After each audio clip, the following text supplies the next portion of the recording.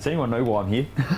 Has anyone been told anything? Mojo. Mojo. Mojo, that's all you know. that you're going to have more mojo. Well, hopefully you'll have more mojo. Okay. Well, I've been friends with Jamie for a fair few years now, and my background's in the health industry, and he's been sort of plugging away about getting me to come and do something for health, maybe a little bit of mindset stuff.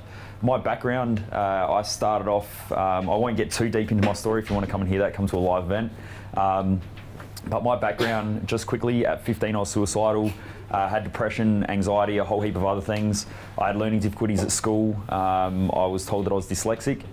Actually, this year's goal is to relearn how to spell, so I'm doing that. So if I write any funky shit on the board and you're not too sure what it is, just go with it, okay? Or get someone else just come up and rub it out and write what it's supposed to be. So I had learning difficulties at school, ADD, which I found out ADD's only really ADD, and it's supposedly a bad thing in society because you have too much energy and everyone else around you is boring, okay?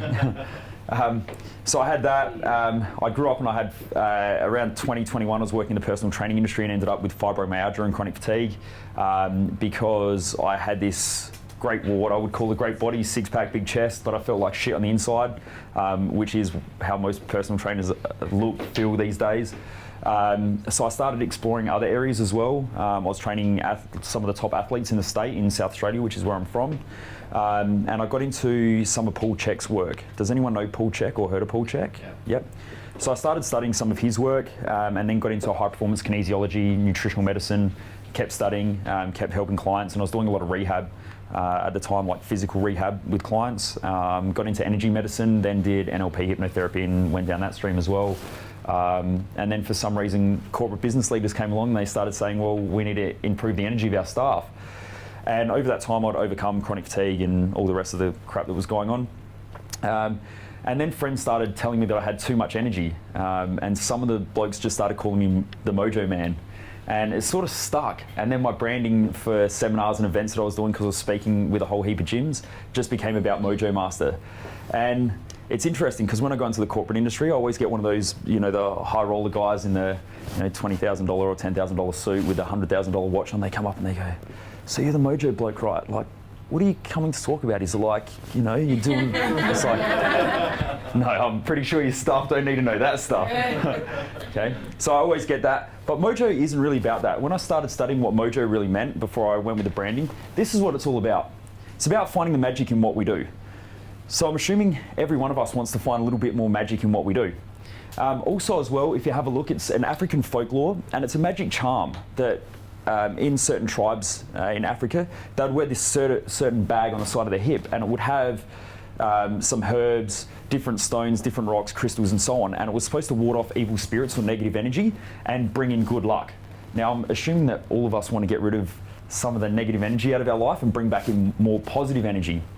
So I thought, this stuff really sticks with me. I like it, so I'm going to keep it, and that's the way that it's gone. So Mojo has nothing to do with getting funky with it, like Austin Powers sort of makes people believe. Well, you can go down that path if you want, but but yeah, so that's really what it's all about. So who's excited? Who wants just a little bit more mojo? Yeah. Who reckons you could have a little bit more mojo? What would life be like if you had a little bit more mojo, not in just one area, but all areas of life? Because I believe that the way you do one thing is the way you do everything. So if you just become naturally someone who loves growth, who loves growing, who loves learning about a few different areas of life, you can implement those same strategies.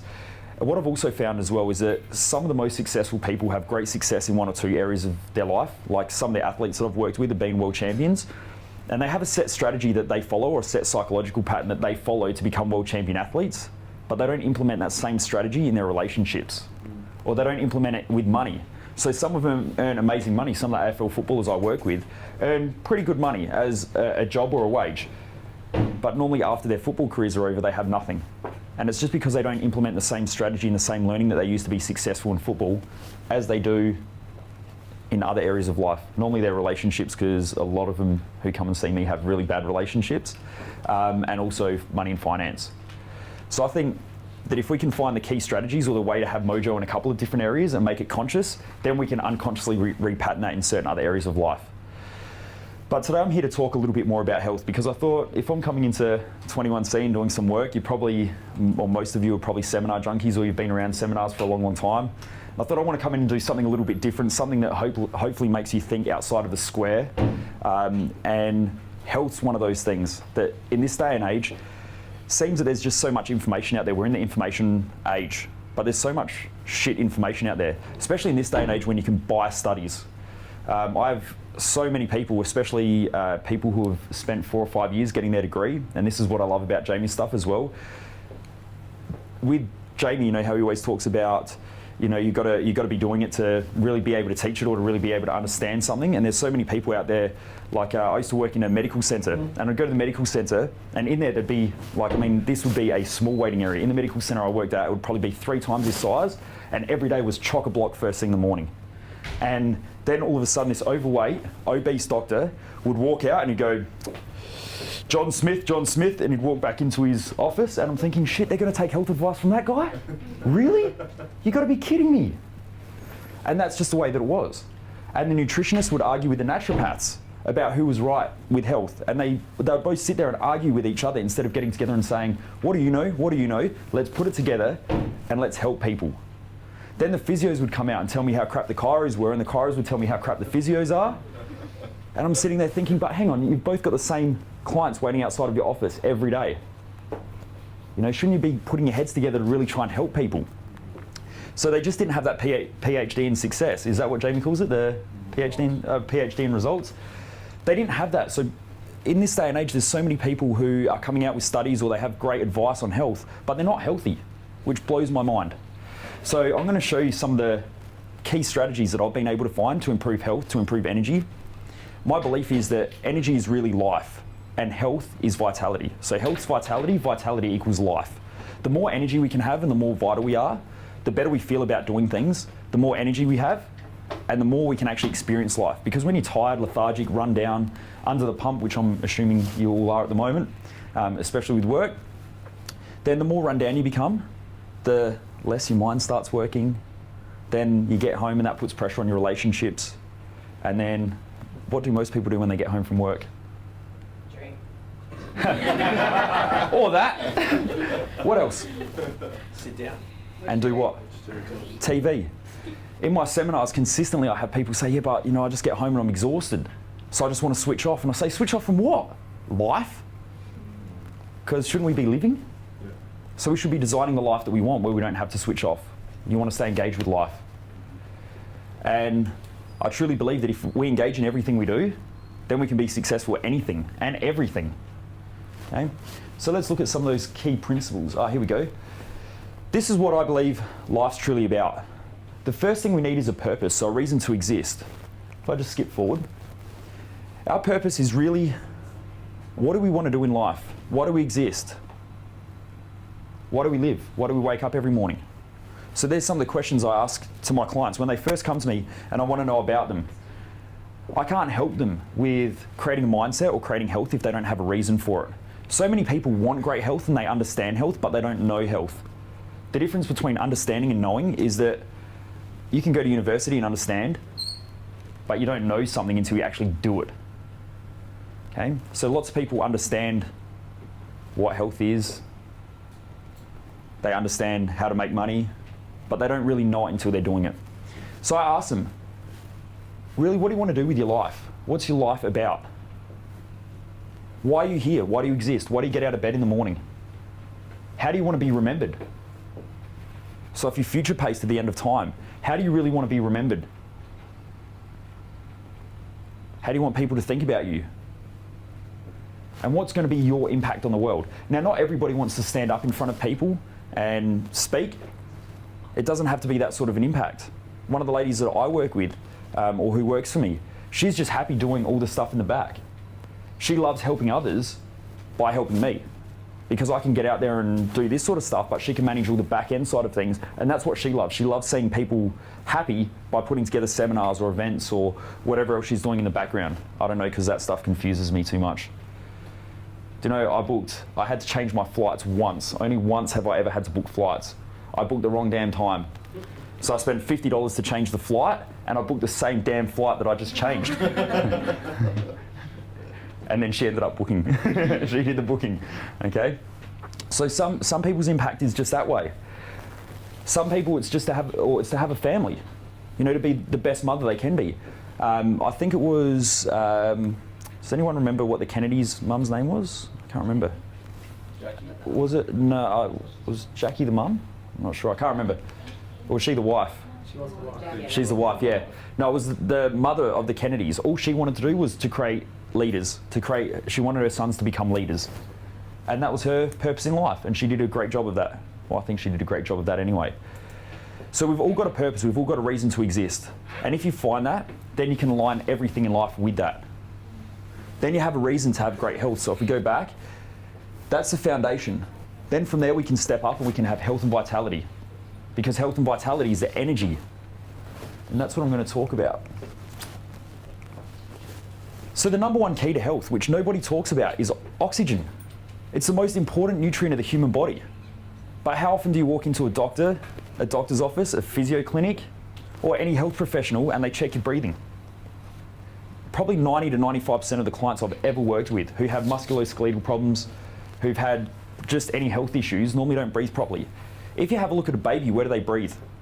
Where do they breathe from? Yeah, through the stomach. If you have a look at most adults, especially, you know, the bodybuilder guy with a six-pack running down the beach, they hold all their stomach in like that and they breathe through their chest. But when you breathe through your chest, if you have a look at the physiology of what that means, if you take a deep breath in,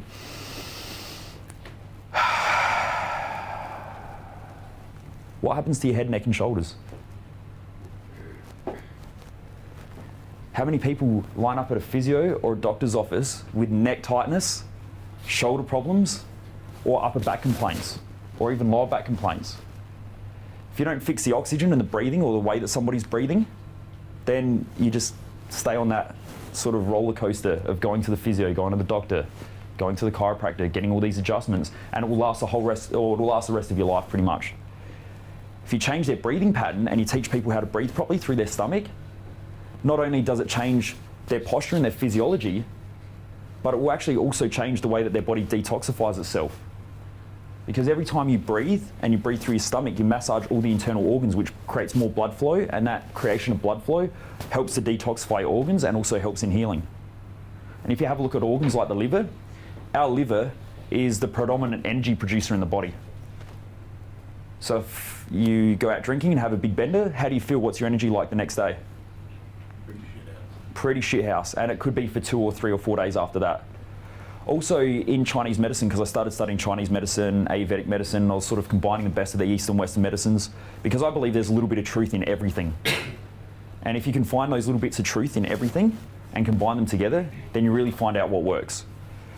But in the liver also stores the emotion of anger and also happiness or love or kindness. And if you have a look, people who have an overworked liver with low energy, they'll normally go in stages where they have emotional bouts of anger, where this anger comes up from out of nowhere and it's like a spring. They suppress it for so long and then it shoots up and they go, holy shit, where did that come from? And all their friends and family go, wow, you just got angry for no real reason.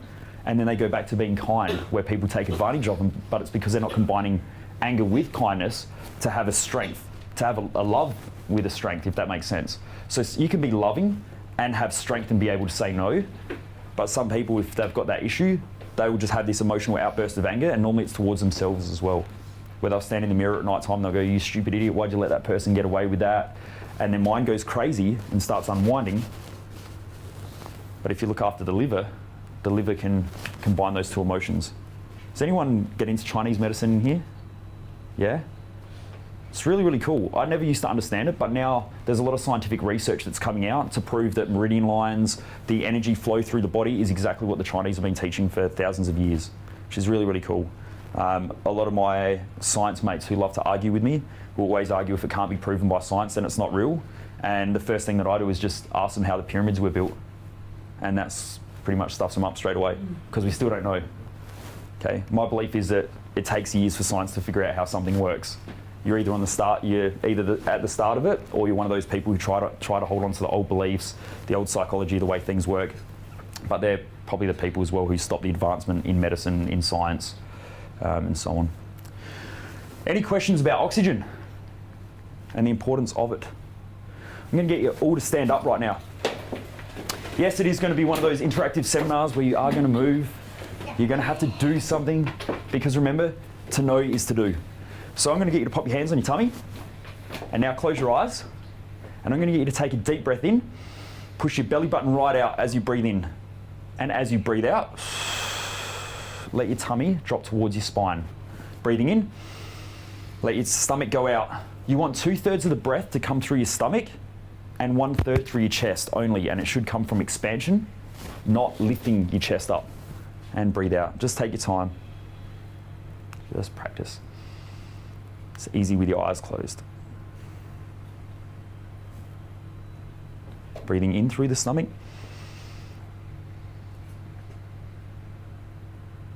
And as you breathe out, your belly button draws in. And we're just going to do this for probably a minute and just see how you feel. If you're having trouble breathing through your stomach, you're either pregnant or you're bloated. And if you're bloated, that's inflammation of your internal organs.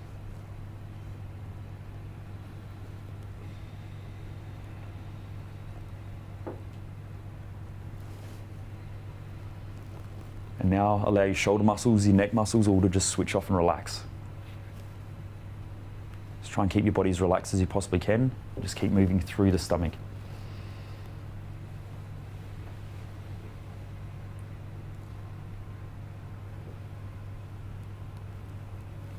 Good. And now just opening your eyes. Did you feel a change in emotions just from breathing at all? Did anyone? I feel a bit lightheaded. Very good. Lightheaded, relaxed. Yeah. What? All that. All that. Do you know where you are? You didn't get too lightheaded. We haven't lost you. Fantastic. Anyone else feel anything different? Isn't it amazing that if you breathe, you may become lightheaded, but that's because you're actually getting enough oxygen through your body.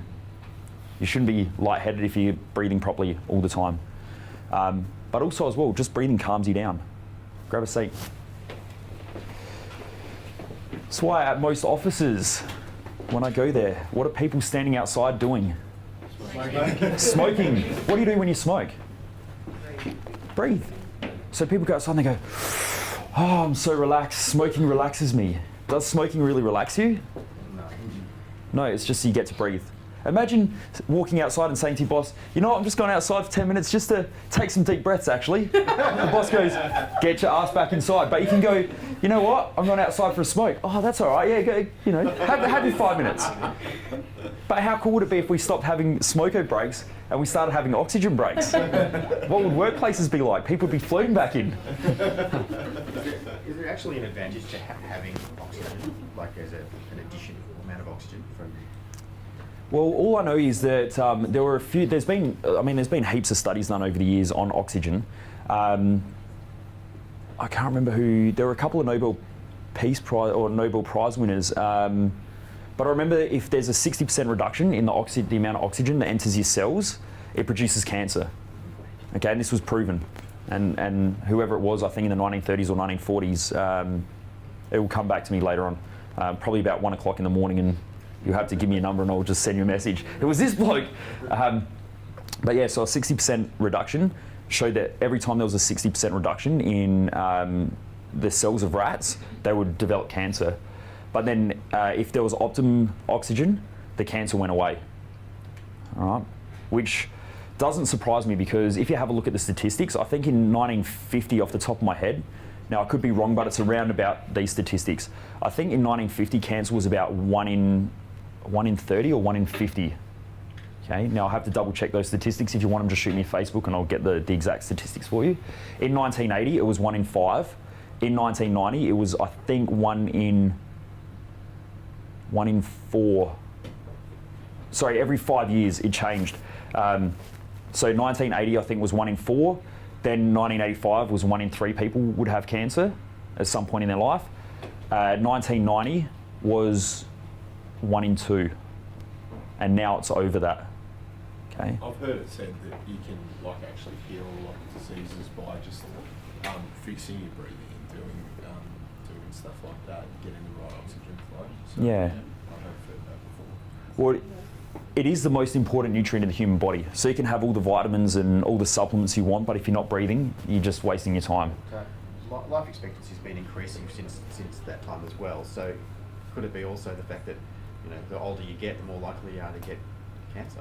No, I've done heaps of research into that stuff because I get asked at every seminar that I do. Someone always brings that up. Yeah. If you have a look at the statistics and you go back to places like India, China, some places like around the Greek islands or the Mediterranean, if you have a look, some of those places have a life expectancy over 100 on average. So it's not that we're living longer. There are places around the world that do have higher life expectancies than what we have now. It depends, and it depends on the lifestyle. If you go back to the English era or the English way of living, then yes, we have increased those life expectancies. Also, if you have a look, we don't pretty much just shit in the corner over there anymore, because that causes a lot of disease of just going to the toilet wherever you want, whereas now we've got a lot cleaner conditions. But life expectancy is actually going down now. So this is the first generation in history. The millennials are the first generation in history who have a life expectancy behind that of the English era. Normally, it supposedly steps up by 2 to 5 years every generation. Now it's going backwards the other way again. Would that have to do with like obesity and our eating habits and all that? Certainly does. Yep. Most of the food we eat these days is sprayed with chemicals. That affects the way we live. I mean, if you talk about organic food, like I eat predominantly an organic diet, and at first when I first started doing this like 7 or 8 years ago, people would come up and they're like, ooh, organic diet, like hippie weirdo. And it's like, hang on, but this is real food. Like back in my grandparents' day, real food was organic food. Like they'd plant the stuff in the backyard, they'd pull it out, they'd eat it. Or you could go to the shops and buy just normal food. It was called food. I can't believe that we title real food as being organic when we should just be titling real food as real food, and the other ones, like the apples that you buy that are sprayed with shit, they should just be called shit apples. Okay? Here, have you shit apples or have real apples? Okay? Does that make sense? Like, to me, this is common sense. I'm not an academic. Like, when I was at school, I pretty much failed everything. I got expelled from schools. I was a troublemaker because I didn't like following patterns. But what I found was that I could find patterns of success or things that worked, and that's why I was kicked out of schools, because I was a smart ass. I'd question everything. Also on that question there was a book written in the 1930s, I think it was, by a guy called Weston A. Price. Has anyone read Nutrition and Human Degeneration? No? Amazing book.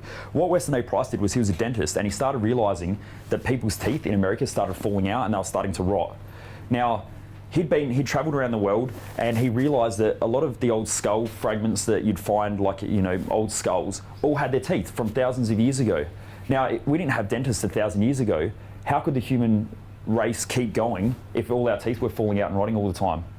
So that something had to change. So he was a smart guy, he just found patterns. So he hopped on a boat and he went to every native culture he could possibly find around the world. He came to Australia, studied the Aboriginals, different Aboriginal cultures, went to India, went to New Zealand, went to the Pacific Islands, and he had a look at what it was that made them healthy and strong and vital. Now, every culture had a different life expectancy as well, depending on where they lived, how they lived. I mean, if you lived in the centre of Australia and you're an Aboriginal, your life expectancy wasn't that high. It was harsh. There wasn't a lot of food, and so on.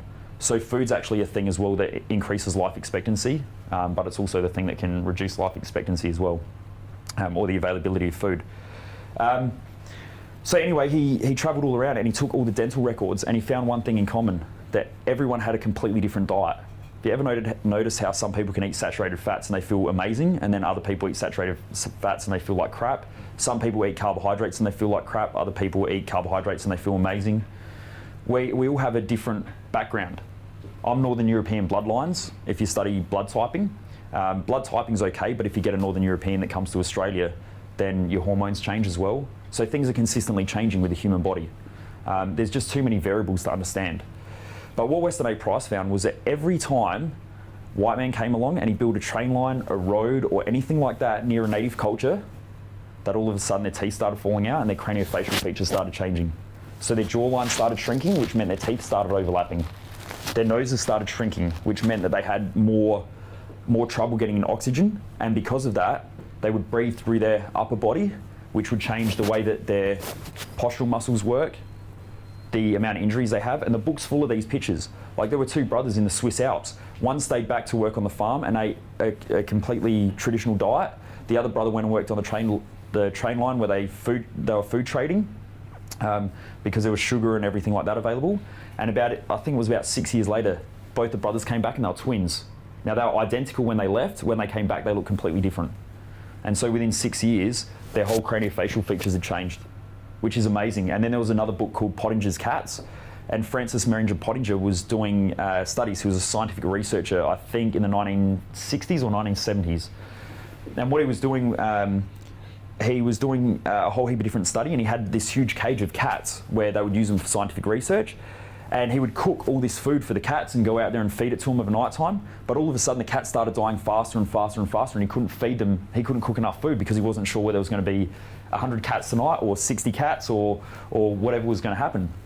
So after a while, he just thought, screw this, and he started throwing just raw scraps to them. And all of a sudden, they stopped dying. And he went, oh, hang on, here's a pattern. So then he did a whole heap of scientific research on what it was and the changes in the cats, and it's amazing. Because exactly what's happening with humans right now is exactly what happened in the scientific research with cats that he did, 30, 40 years ago. It's amazing. When you read the book, you go, whoa, this stuff should be out. It should be spread everywhere. What's the book called again? Pottinger's Cats. Pottinger's Cats. Yeah, Pottenger's Cats. Amazing book. It's only a thin book, but it's really, really good. So what did he attribute the change to, the causality? Dietary changes. So he divided, from memory, he divided the cats up into 4 separate cages, and he fed them a completely different diet. And every time he would start feeding them sugar, processed flours, pasteurised milk, which is what we all drink now because it's illegal to buy raw milk, even though I still buy raw milk and I drink raw milk. Raw milk's just straight from the cow. Where do you get yours from? Oh, you're in Adelaide, aren't you? Yeah, you can buy it. It's called, I'll tell you after when the camera's off. They use as bath milk. Yeah, yep. I didn't say that. I said it. Yeah. What's that? Yeah, it pretty much is. But if you have a look at what was happening in the, I think it was like the 1920s or the 1930s, they were injecting, like farmers were injecting bovine growth hormones into cows. And I think, is anyone a farmer in here or has anything to do with farming? No. From farm? From Cool. background from Yeah. Cows? Yeah, how long? barley. Oh, do you know how long you can milk a cow for, like normally, if it's just natural? As in how long it takes? Oh, you mean through their life? As in like, how long can you do it for before they just don't produce milk and then they go through cycles, from what I understand? Yeah, I'm not specifically sure. I didn't have a lot to do with it. Okay, cool. That's why I ended up here. Cool. Great answer. I only know sheep. From what I understand, you can only milk a cow for about 6 to 9 months of the year. But what happened if you inject them with bovine growth hormone, you can just milk them all year round. Now, if you imagine milking something all year round, what would happen? Most mums get mastitis and things like that from, having a baby suck on there for a fair bit of time because it produces inflammation, which then can produce pus. And so all of a sudden they're milking cows that they've injected bovine growth hormone, and it started putting pus in the milk. And because of that, there's a lot of bacteria. And then all of a sudden, people in America started dying from drinking milk. And they went, it's not the fact that we've been injecting bovine growth hormones into cows and we've been milking them too long. We don't want to stop doing that because it's our cash cow. Yeah, what we'll do is we'll just start injecting antibiotics in them and we'll boil the crap out of the milk. But once you boil milk, all the enzymes break up and all the vitamins and the nutrients break up. So now you're just pretty much drinking white water that's pretty much toxic for your body. And the pus is still in there, okay? You'll have your coffee just fine, Jack. You'll be sweet. You'll be fine. That's why if you're going to buy milk, just buy organic milk or buy raw milk. Because people say to me that all the time, oh yeah, but you drink raw milk and you're going to get crook and you're going to get sick. But if it's a healthy cow, we've been drinking that stuff for donkey's years. And before that, Africans have been drinking it for for thousands of years, okay? It's not the milk, it's just most people look for the first thing that they find and they go, well, that's the problem. But that's not the problem. There's something deeper than that, and if you keep looking and use common sense, which isn't common, if you use common sense and think about things, you end up digging deep to finding out the real cause. It's just most people don't want to do that. I see this stuff all the time, and you'll probably see it as well, where you watch TV and TV tells you that there's something going on. You sit there and you think, well, hang on, is this the real cause? I remember only the other day, has anyone ever heard of GORD? Yeah. Or what GORD is these days? I've heard of it. TV ads have been cranking about it. Yeah, gastroesophageal reflux syndrome. Okay, there's a syndrome now for reflux, and it says it can be caused from alcohol, overeating, or things like smoking and stress. Wouldn't it make sense to most people to stop doing those things? Like if you're eating food and you're getting reflux, stop eating what it was that you're eating. I get heaps of reflux if I eat wheat because I'm gluten intolerant. So I just don't eat wheat. It's not that hard. If you're drinking heaps of alcohol and you're getting reflux, you can either stop drinking the alcohol or take this tablet and just keep drinking and follow your own shitty patterns that you've had for years. Now, I've got nothing against drinking. I don't mind the odd beverage or two. But it's just if you do it all the time and you're getting those problems, then it's time to stop. That's pain teaching you to change something. I mean, pain and problems are only there just to tell us that we've got to move, we've got to shift and learn something. But most people don't want to learn and they take the easiest option, and that's the problem. Okay? So it's just easier to take a tablet than to look in the mirror and say, shit, this is something that I'm doing or something that I've caused. All right, any other questions with that, with oxygen? Because I've probably got a lot off the topic then, but I just want to help everybody as much as I can answer the questions. So those books are amazing. They're probably some of the best books on nutrition that I've ever read, and most nutritionists don't read them. Okay? The other one's Paul Chek, How to Eat, Move and Be Healthy. That book's phenomenal. How to Eat, Move and Be Healthy by Paul Chek. I've studied under a lot of people. Like I've spent $216,000 on study to date. And I try and seek the best professionals that I can in any industry if I'm going to learn something off of them. And I would say by far Paul Chek is the most knowledgeable person I've ever come across. Okay, he's amazing. I did a 7-day seminar with him late last year where we're at a health retreat for 7 days. The guy is 53 years of age now, still out-trains most of his athletes. His abs are like my fist, okay? And he's in his 50s. The guy would absolutely kick my ass. If it came down to it with exercise, he would kick my ass. If it came down to fighting and strength, he would kick my ass in his 50s, and I'm in my 20s. Okay, the guy's phenomenal. He's been on the world speaking circuit now for 29 or 27 years, and hasn't had a cold, flu, or a day off of work in 27 or 29 years. And he lives out of a suitcase for over 42 weeks of the year. Okay, so amazing guy. He knows health. That's why I read his book and I went, wow, I'm going to find out what he knows. He doesn't have a degree, but he's got the results, and that's what I'm after. Okay, so that book's amazing. The other one is the China study. That book's good. I didn't mind bits and pieces of that book. You've just got to be careful of it, because if I wanted to find out, like if I wanted to do research, I could get a whole heap of obese people and chuck them in a room and say, right, I'm going to pick all the obese people and I'm going to find out how to get them to lose weight and give them sugar tablets for a month and say, right, these clients lost this amount of weight, so all I'd get them to do is exercise and drink more water and breathe, and they would lose this amount of weight, and I'd say it's because of the sugar tablets. But I purposely picked those people in the study to get a result. What if I did exactly the same thing with people who were the perfect weight and you're giving them sugar tablets every day? There's a likelihood that increase as well. The China study was good. I don't agree with everything in it. I don't agree with everything you said, but there was a lot of stuff that made you think. Because yeah, you're right. Biased or unbiased research, you can change any research to get the result you want to publish a paper. Yeah. 100%. And their whole thing was about not eating meat, and I'm cool with that. Like at the moment, I'm in a stage where I predominantly eat a vegetarian diet. But if my body tells me to eat a steak, I'll just go and eat a steak. I believe that once you title something and you identify yourself as being something, then you lock yourself into it. I have friends who are vegans and vegetarians. Some of them are healthy, some of them are sick as dogs. And they say, yeah, but we don't want to eat meat because it's unhealthy. And I go, well, is it working? Okay, our body tells us these things, but once you lock yourself into an identity, you stick with it. My other mates who are paleo, they walk around and they buy like 1 kilo steaks and they sit there and eat these steaks, and afterwards they're like drooling out the side of their mouth. They can't think properly, and I'm going, come on, just stop sticking to the rules and just listen to your body. What was that? The paleo? Paleo. So paleo is like the traditional way of eating. So they don't eat grains. They just eat Meat meat. through veg. Yeah, it's like meat, vegetables, but then there's like rules to all this stuff. I don't think they eat potatoes and. Yeah. As if you're a caveman just ripping stuff up. Yeah, caveman pretty diet, much. Pretty much what it is. I mean, the theory and idea behind it's great, but as I say to like my vegetarian friends, what happens when your body does start craving meat and then they eat it and they say they feel like crap? It's because all the enzymes in their gut just don't work anymore. They don't have the enzymes and the hydrochloric acid to break up that stuff, so they eat it and they feel bad and they go, oh, well, it's just not working for me, so then they go back to eating it. But then they get more and more sick as time goes on. So I think that if you just listen to your body knows better than any health professional. I mean, I'm a smart guy when it comes to health, but your body will always know better than what I know. I just find out what your body knows and then just ask the patterns and show you the way.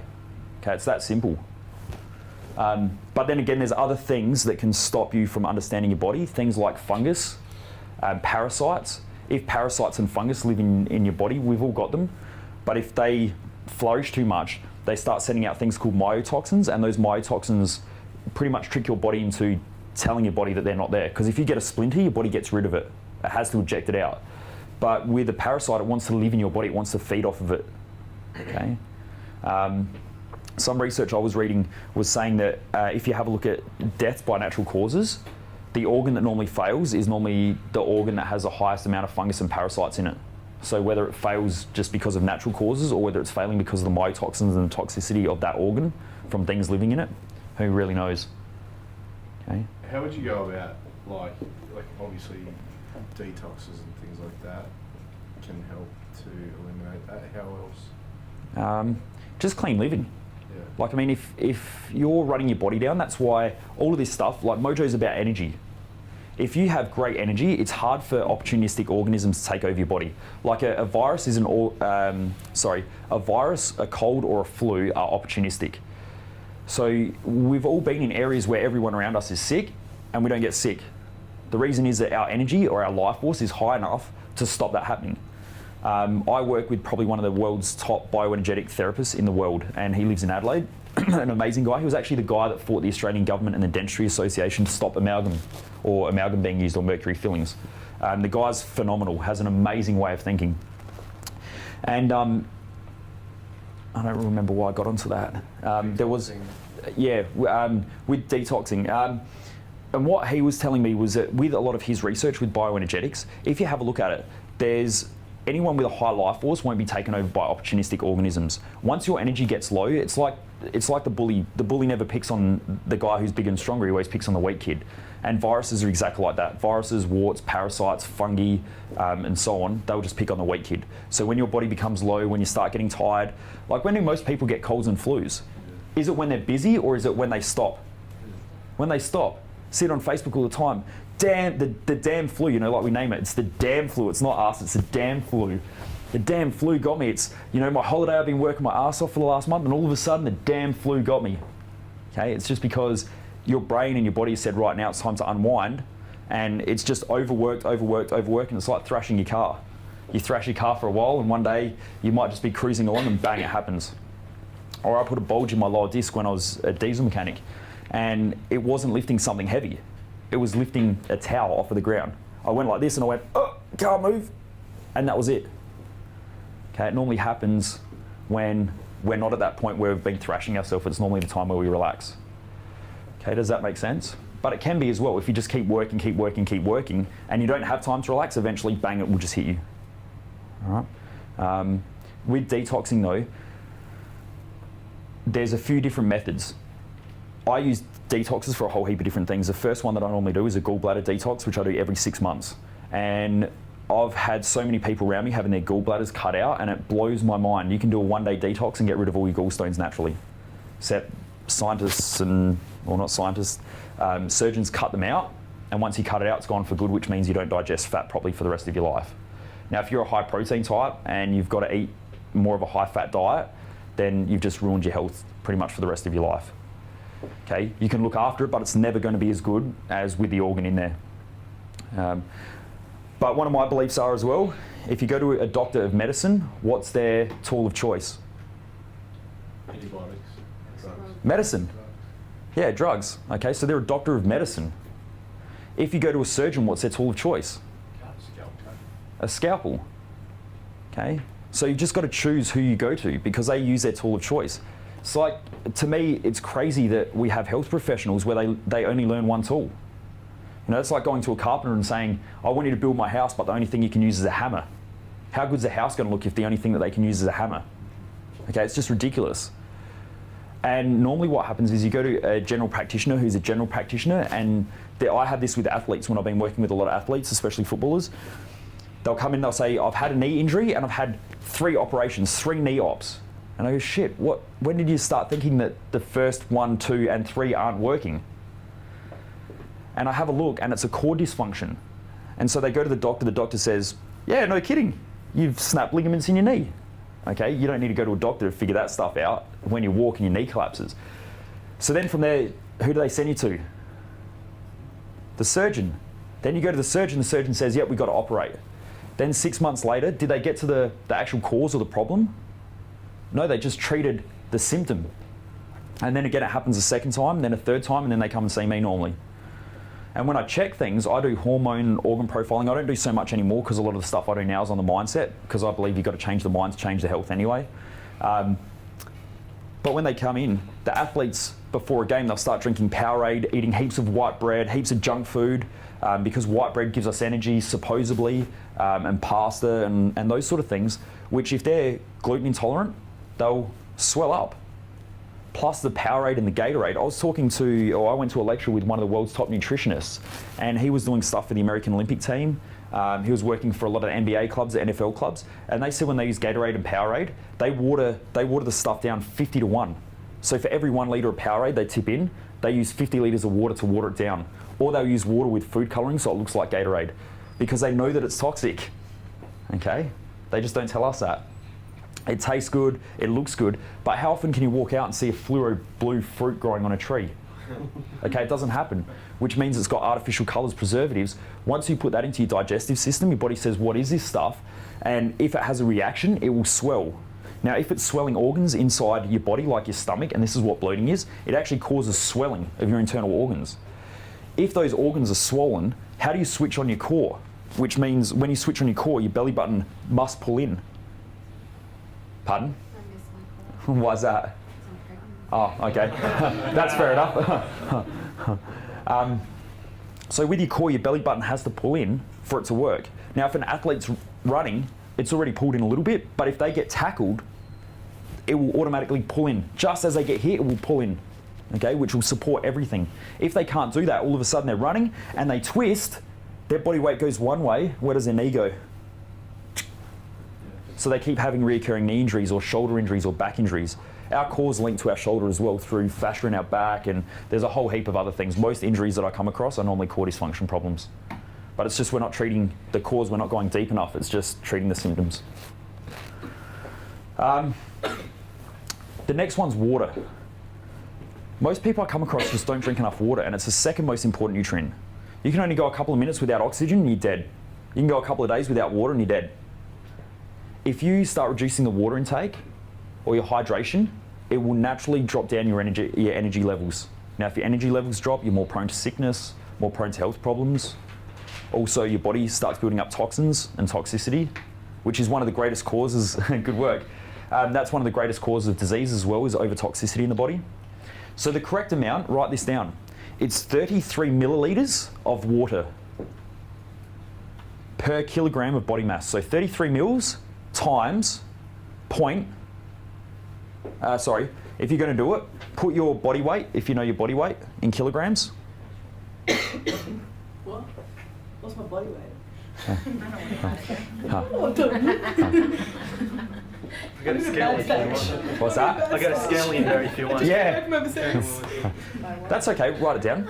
So it's your kilograms or your body mass. Now times it by 0.033, which is 33 mils. 0.33. And when you work that out, that's the amount of water that you need to drink per day just to stay healthy and vital. In litres. In litres. Now, if you're working in a hot environment, so say you're a tradie and you're working outside in the middle of summer, the first thing you should be doing is at the end of every day when you think you're the most hydrated and you've been drinking that amount of water and you've had a weekend off where you're sitting inside in the air conditioning, weigh yourself. Then when you go to work in the morning, weigh yourself, and after work, weigh yourself, because what you'll find is that there's a reduction You may wake up in the morning, like I wake up in the morning, normally I'm dehydrated. Okay, and you can tell that by your urine colour. Urine should be clear. If it's yellow, you've either had way too much vitamin B supplementation, okay? Then you end up with a lightsaber in the toilet. So are you clear when you wake up? Mine's not, that's how I know I'm dehydrated. And at night time, because we're breathing, it's been 8 hours, 7 hours, for some people 1 hour, depending on if you've been out partying or not.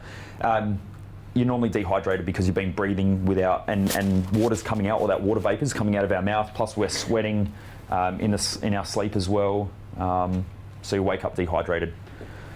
But normally if you chug a glass of water, go to the toilet, check your urine colour, you'll know whether you're hydrated or dehydrated. If it's yellow or there's any colour of yellow, tinge of yellow, then you know that you're dehydrated. But if you check your hydration on a day where you're off, where you've had a day off of work and you're just sitting at home, or you're chilling out and you're not doing too much exercise or moving around, then that's normally the ideal water mass that you need, unless you're on a weight loss diet or something like that where you're dropping kilograms. But that's sort of optimum level. Then if you go out and you're working out and you're exercising and you drop a litre or you drop a kilogram in an hour after a workout, you haven't just lost a kilogram of fat. You probably actually haven't lost anything yet, okay? Because it's just sparking up your metabolism. What you've actually lost is a kilogram of water, and 1 gram equals 1 gram equals 1 mil. Okay, so you need to drink another litre of water after you train or after you exercise. I know a lot of mining companies now are very strong on that. Weigh yourself in the morning when you get to work, and then weigh yourself after work, and notice how much your weight's decreased. That's how much water you need to keep drinking. Okay. And what that'll do is it'll start flushing out your toxins, it'll make you start feeling better, you'll become more energetic, and also your body will start losing weight. So if you're on a weight loss diet, it is important, or you want to lose weight, it's important to have enough water. It's one of the first things that clients, when I used to do a lot of health coaching, health advising, clients would come in and the first thing I'd say is, number 1, breathe, number 2, drink heaps more water. Okay? Especially when you're losing weight, toxins start coming out of your body. Our body will store toxins in its fat cells. If we're eating a high toxic diet, high food colorings, flavorings, like when I watch The Biggest Loser and they drop like 5 kilos in a week, that blows my mind, because the body has to get rid of those toxins. Not only have they lost 5 kilos of fat that the body has to get rid of, they're also losing all those toxins from the McDonald's and everything that their body doesn't want to put in healthy muscle cells. So it says, let's encapsulate them in the fat and let's store them for later. And when we're healthy and when we're ready to burn up all those toxins, then let's break the fat down and push them back out through the liver. But people can end up with cirrhosis of the liver just by dropping weight, especially if all those toxins are coming back out of their body. Okay, things like The Biggest Loser aren't a good thing. They're a good thing because it makes people think about their weight and people start having the belief that they can lose weight, especially if they're really heavy. But doing it that way is crazy. Okay. Any questions on water? Because I'm going to power Do through. you have too much water? Like drinking too much? I have. You do get the odd. You know that story where that woman drank too much water, then her cells burst, and then she died? I have heard stuff like that. It's terrible. I think if 1 person per year dies in the world because they drink too much water, yet 1 in 2 people are developing cancer. And if you have a look, normally a lot of causes of cancer, you can relate them back to toxicity of the body. Okay, by eating the wrong foods, by the body just being over toxic. I think that if people just drank more water, the risk is almost ridiculous not to drink more water. I've never ever come across anybody who's died or knows anybody who's died. All I've heard is stories about someone who's died from drinking more water. Yes? I've treated people who've died from too much water. You've treated people? Yeah. How? Just dilute. You're right though. All it is dilution of salts and minerals. Cool. First sodium, potassium pump, that's it. Their heart just goes. Yep. That's it. That's the only reason. Okay, and the thing that I say to that is if you have a look at water, if it takes 45,000 years to change a genome 1/10 of 1%, right? So research by Roger Williams, who's a PhD, shows that it takes around 45,000 years to change the genomes 1/10 of 1%, which means we've hardly changed in the last 40,000 years. When we drank water 45,000 years ago, where do we get the water from? River, streams, where else? Ground, rain, yep. If you're going to drink water off of the ground, not only do you get the water, but you get all the minerals and all the salts off of the ground. The same as when water flows through rivers and channels, it picks up all the minerals from the rocks. So when you drink it, it normally has a high mineral content. When you drink stuff like this stuff's from the Coca-Cola factory, okay? Normally, they dig a big hole into the ground, they suck out the water, they purify the crap out of it, and then they tell you that this is, you know, Mount Franklin, Australia's premium spring water, okay? It's Coca-Cola factory water, it's not spring water.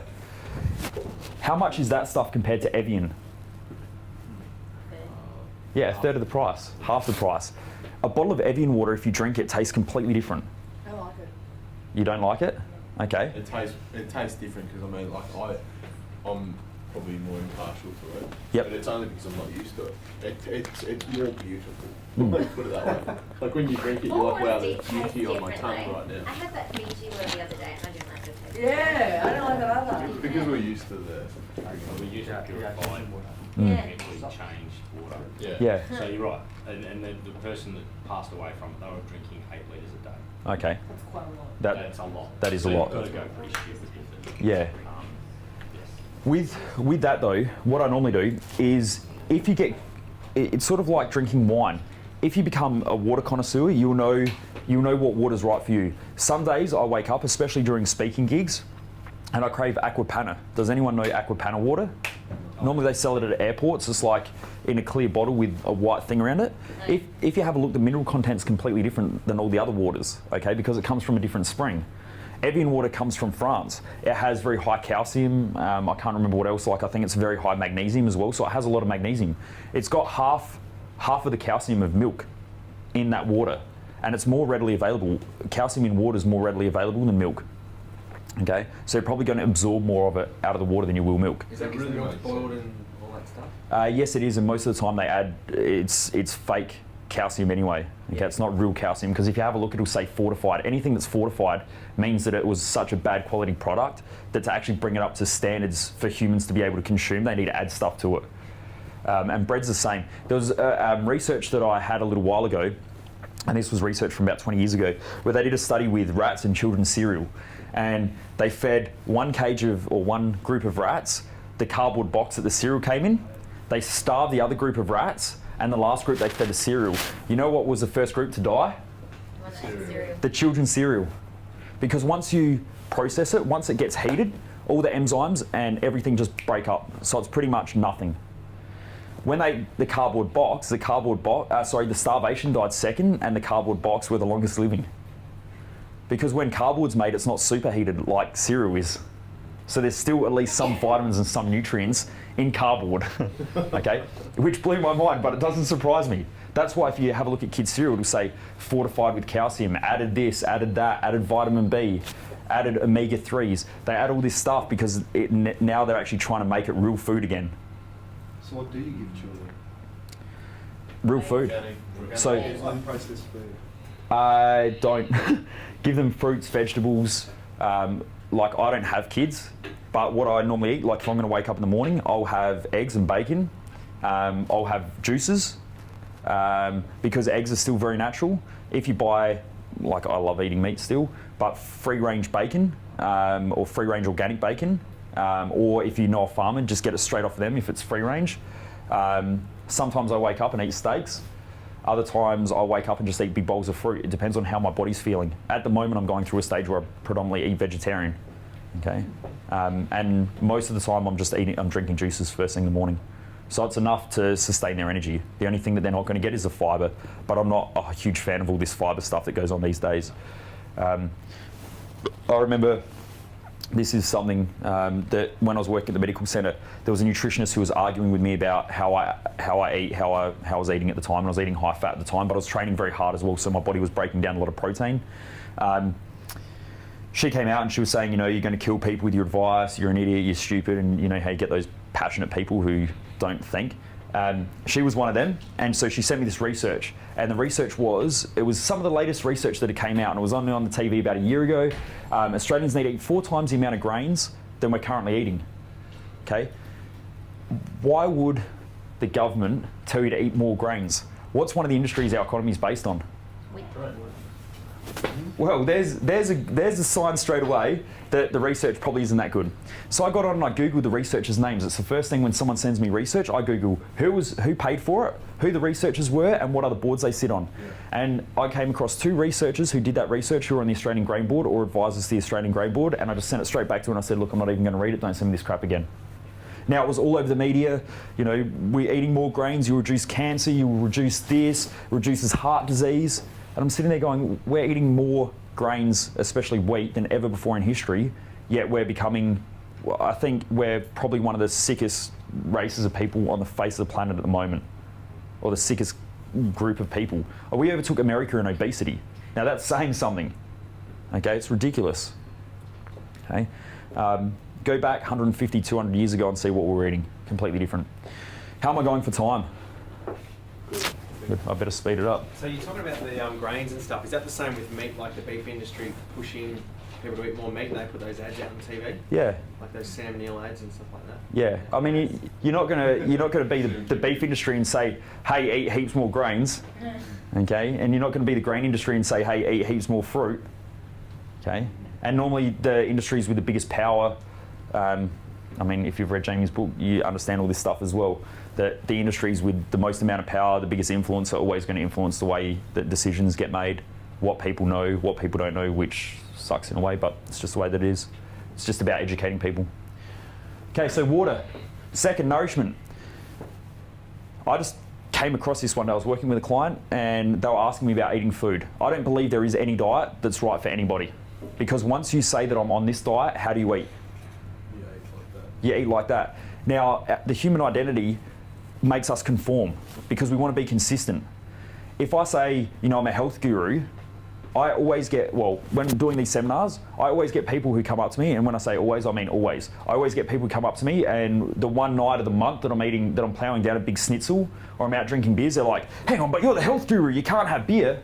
I'm like, pardon my French, I hope you don't mind if I swear, but fuck you, who are you to tell me what I can eat and what I can't eat and when I can drink and when I can't? Okay, life's about living.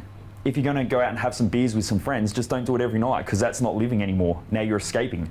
But if you're going to do it because you enjoy just catching up with some friends or you're enjoying eating good quality food with a great group of people, then that's just the way it is. So one of the things that I said is the faster that a food goes off, the healthier it is for you. What's our stomach made up of? How does it break up food? Hydrochloric acid, what else? Enzymes, what else? Muscular movement, what else? Something big. What keeps us healthy and vital? What makes our immune system work? Bacteria. Bacteria.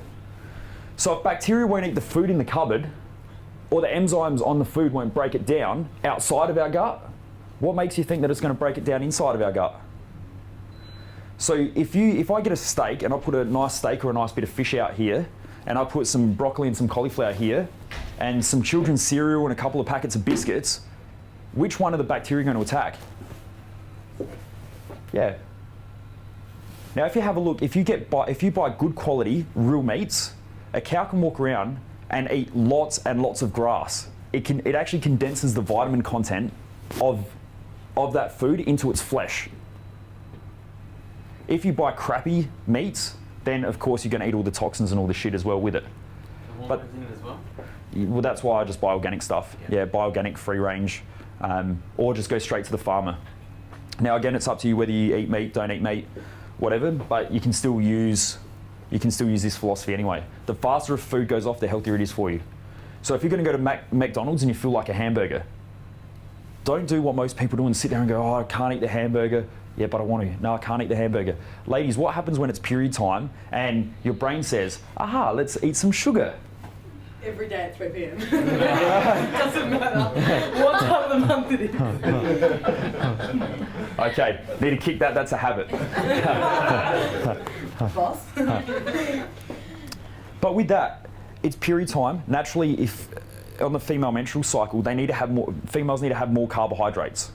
If you don't have more carbohydrates and you stick to a strict diet, all of a sudden, what does your brain do at 6 o'clock at night when you have time to start relaxing? What does it say to you? Craving. Can't stop thinking about it. eat the chocolate, eat the chocolate. You're there with friends and they're talking and you're off in La La Land going, eat the chocolate, eat the chocolate. And now, instead of just eating that bowl of fruit for breakfast, now you've just plowed down 3 blocks of chocolate and you're all emotional and you're crying and your partner's sitting there going, what the hell have I got myself in for? Because now all your hormones have changed. You feel like crap not only because you ate chocolate, but all of the sugar and everything like that in it as well. I tell my clients, just eat a bowl of fruit in the morning. If you feel like more sugar, just eat a bowl of fruit in the morning and have some fruit at lunch. Then you don't get the cravings at night time. But if you're going to have a hamburger, what's better? A McDonald's hamburger that you can leave outside for 1, 2, 6 years. I'm actually sure that most McDonald's hamburgers will outlast us. Or are you better off going around to the fish and chip shop and to George's or whatever and getting a fish and chip shop burger? Which one will go off faster? Fish and chip shop burger. Yeah, so just go and eat that. Or are you better off going to George's or making one at home? Too. Yeah. Fish and chip shop burgers are the best ones. They are. Or, what are you better off doing? Getting George's or making your own at home? Yeah. So now see, there's choice. When you have choice, you feel empowered. When there's no choice, you feel disempowered. That's why I don't like diets. If you're going to have grains are okay. I have this debate with people as well. Yeah, but grains and blah, blah, blah. Well, if you're going to eat grains, soak them. Just soak them first. If you're going to have nuts, soak them. Because I can put almonds up here and they'll last forever if they're dry. Once they become moist, then they start growing mold on them. So just soak them first and you watch. If you soak them, leave them for 12 hours, drain them, soak them again for another 12 hours, all the mycotoxins, which are natural to stop animals eating the seed, because it's a seed, it wants to rejuvenate, it wants to regrow. So these organisms or these plants have become smart over the years, and what they say is, we're going to put a toxin in there that makes you crap. So the grain or the nut or seed produces this toxin, and it shuts down your digestive system and then makes you go to the toilet. The benefit of that is if you're a bird and you're pecking on this seed, and the next second you've swallowed the seed, you're flying over there and it's making your stomach a bit upset and you crap over there. Not only have you just fertilized the seed, but now the seed's going to grow as well because it's in water, it's in liquid. So can you see how nature works? It's not that hard to figure out if you just look at patterns. So if you soak the nuts and seeds for 12 hours, soak them again for another 12 hours, you can either re-dry them again. You're not going to get the bacteria and so on them, which you can do that, or you can just sprout them. Have you ever heard of sprouted grain bread? Yeah, or sprouted bread. Well, that's what it is. It's opened itself up. It's got life force again. It's growing. Another cracker of a debate when I get into nutrition is that people talk about calories. Calories don't make any difference to health. And I'll give you a great example. If calories make a difference to energy, why then at Christmas when I overconsume food by about 1,000 or 2,000 or 10,000 calories, do I sit there and I'm like this? How's my energy now? Okay, calories don't make any difference to our energy. It's an exchange of life force. What happens when you walk up to someone who's highly energetic? How do you feel afterwards? Yeah, energetic, because it's an exchange of life force. Someone who's got high life force passes that on. It's now scientifically proven that we have an aura. Do you know the electromagnetic field of the heart can be read 36 feet away from the body? Okay? So if I'm in here and I'm grumpy and anxious and stressed out, most other people in here will start feeling that as well. And I'm sure you're all aware of that, okay? Because we've all been around people like that. The more kinesthetic you are and the more you're a feeler, the more you'll feel that energy as well of other people. So our food, if it's got a life force and we're eating it, that life force is being passed on to us, okay, through the electromagnetic field. Everything that's living has an electromagnetic field. If you're eating dead food, there's no electromagnetic field. There's no life force. It actually takes energy for you to re-energize that food. That's why some foods you eat, like if you eat a bag of chips or lollies, things like that that have very low life force, or a can of Coke, you'll feel good for a little while because the sugar jacks up your hormones. Okay, it changes you hormonally. But then all of a sudden you come for the crash. It's because the life force isn't there. Am I making sense? Yep. There's some new stuff coming out, and I won't mention who it is because I don't know whether they'll get in trouble if I do. But the studies show that if a human has an electronic a frequency that can be measured now, if they have a frequency of 60 hertz and over, then they're healthy. The higher their frequency, the more they can think and the more they get in touch with other things around them. So they're like your spiritual leaders or people who meditate all the time. They can feel things, they can understand things, they can see things that other people can't see, okay? Then once you drop below 40 hertz, actually, sorry, it's 60 hertz. In between 60 and 40 hertz, you're open to viruses, fungal infections, things like cold sores because they're opportunistic, viruses, any of those sort of things are in between 60 to 40 hertz. Anything below 40 hertz is cancer. McDonald's has a frequency of 5 hertz, so does KFC. So if it takes 60 hertz to be healthy and you're having food that's 5 hertz and on a frequency level, what does your body have to do to get itself back up to that energy again? Because it's actually sucking the energy out of you eating that food, okay? It's like putting a huge magnet, it's sucking it out of you. That's why life force is important in foods. Any questions on foods? How are you measuring these hertz? There's actually a lot of machines out now that you can do it. I forgot what they're called. I know one of them's a Skio. Skios do it. I know. You got vibration and stuff like that? Yeah, it does. That's what it works. It works on frequency, so it measures frequency. Have you ever seen kinesiology done before? Okay. Do you just want to stand up for a second, and I'll show you quickly with kinesiology. Yeah. So if you pop your arm up, this is just a quick kinesiology test. What I want you to do is I want you to think about something negative in your life. So think about something negative. Okay. Think about nothing too major, like I don't want you breaking down in tears and losing shit and throwing chairs and hitting people. Okay. Yep, you've got it. Something that frustrates you or made you really fucked off. Okay, cool. Can you see the picture? Yeah. Yep, it's nice and big. Get the feelings in your body now. I want you to feel it. Okay, cool. You got it? Yep, I want you to stay focused on that. Push up into my hand as hard as you can. Okay. Put your hand back up. Yeah. Okay, do it again. Push up as hard as you can. Okay, so not too bad. Relax. Now, I want you to think about a time where you were like energetic, friends, family around you, or something awesome happened. You're like, yes, this is wicked. Okay. Yeah, you got it? Yeah. Make it nice and big. Yeah, that's it. You can even smile a little bit. Okay, put your hand back up. Okay, push up as hard as you can. Okay, see that? How it just changed. So muscle, that's a muscle test. Hold it there. I'll just bring your arm back up. Put that water there onto your chest. Now push up into my hand as hard as you can. Okay, take that away. Did you feel the strength there? Because I'm pushing down about the same strength every time. Hold it there. Okay, just relax. Push up into my hand as hard as you can. Weaker or stronger? Well, it feels weaker, but I don't know how much pressure you're putting on me, so that's... Did anyone else see the difference? Like, was I using my body more or anything like that, or was it about the same every time? Yeah. I just held water, so the energy from the water near your energy is telling you that you need more water. You're dehydrated. Okay. I've done exactly the same with vodka. I've got 2 bottles and I've written vodka on one and put a sticker on the bottom, and the other one water, and held it up to people, and the vodka will always make them weaker. Okay. I've seen the best one I've ever seen. I was actually at a seminar and they used blue cheese, and they brought this blue cheese across to the person, and he was standing like this, and as they brought it closer to him, he started doing that. His actual physiology was changing just from bringing the blue cheese, so obviously he was having a reaction to the blue cheese.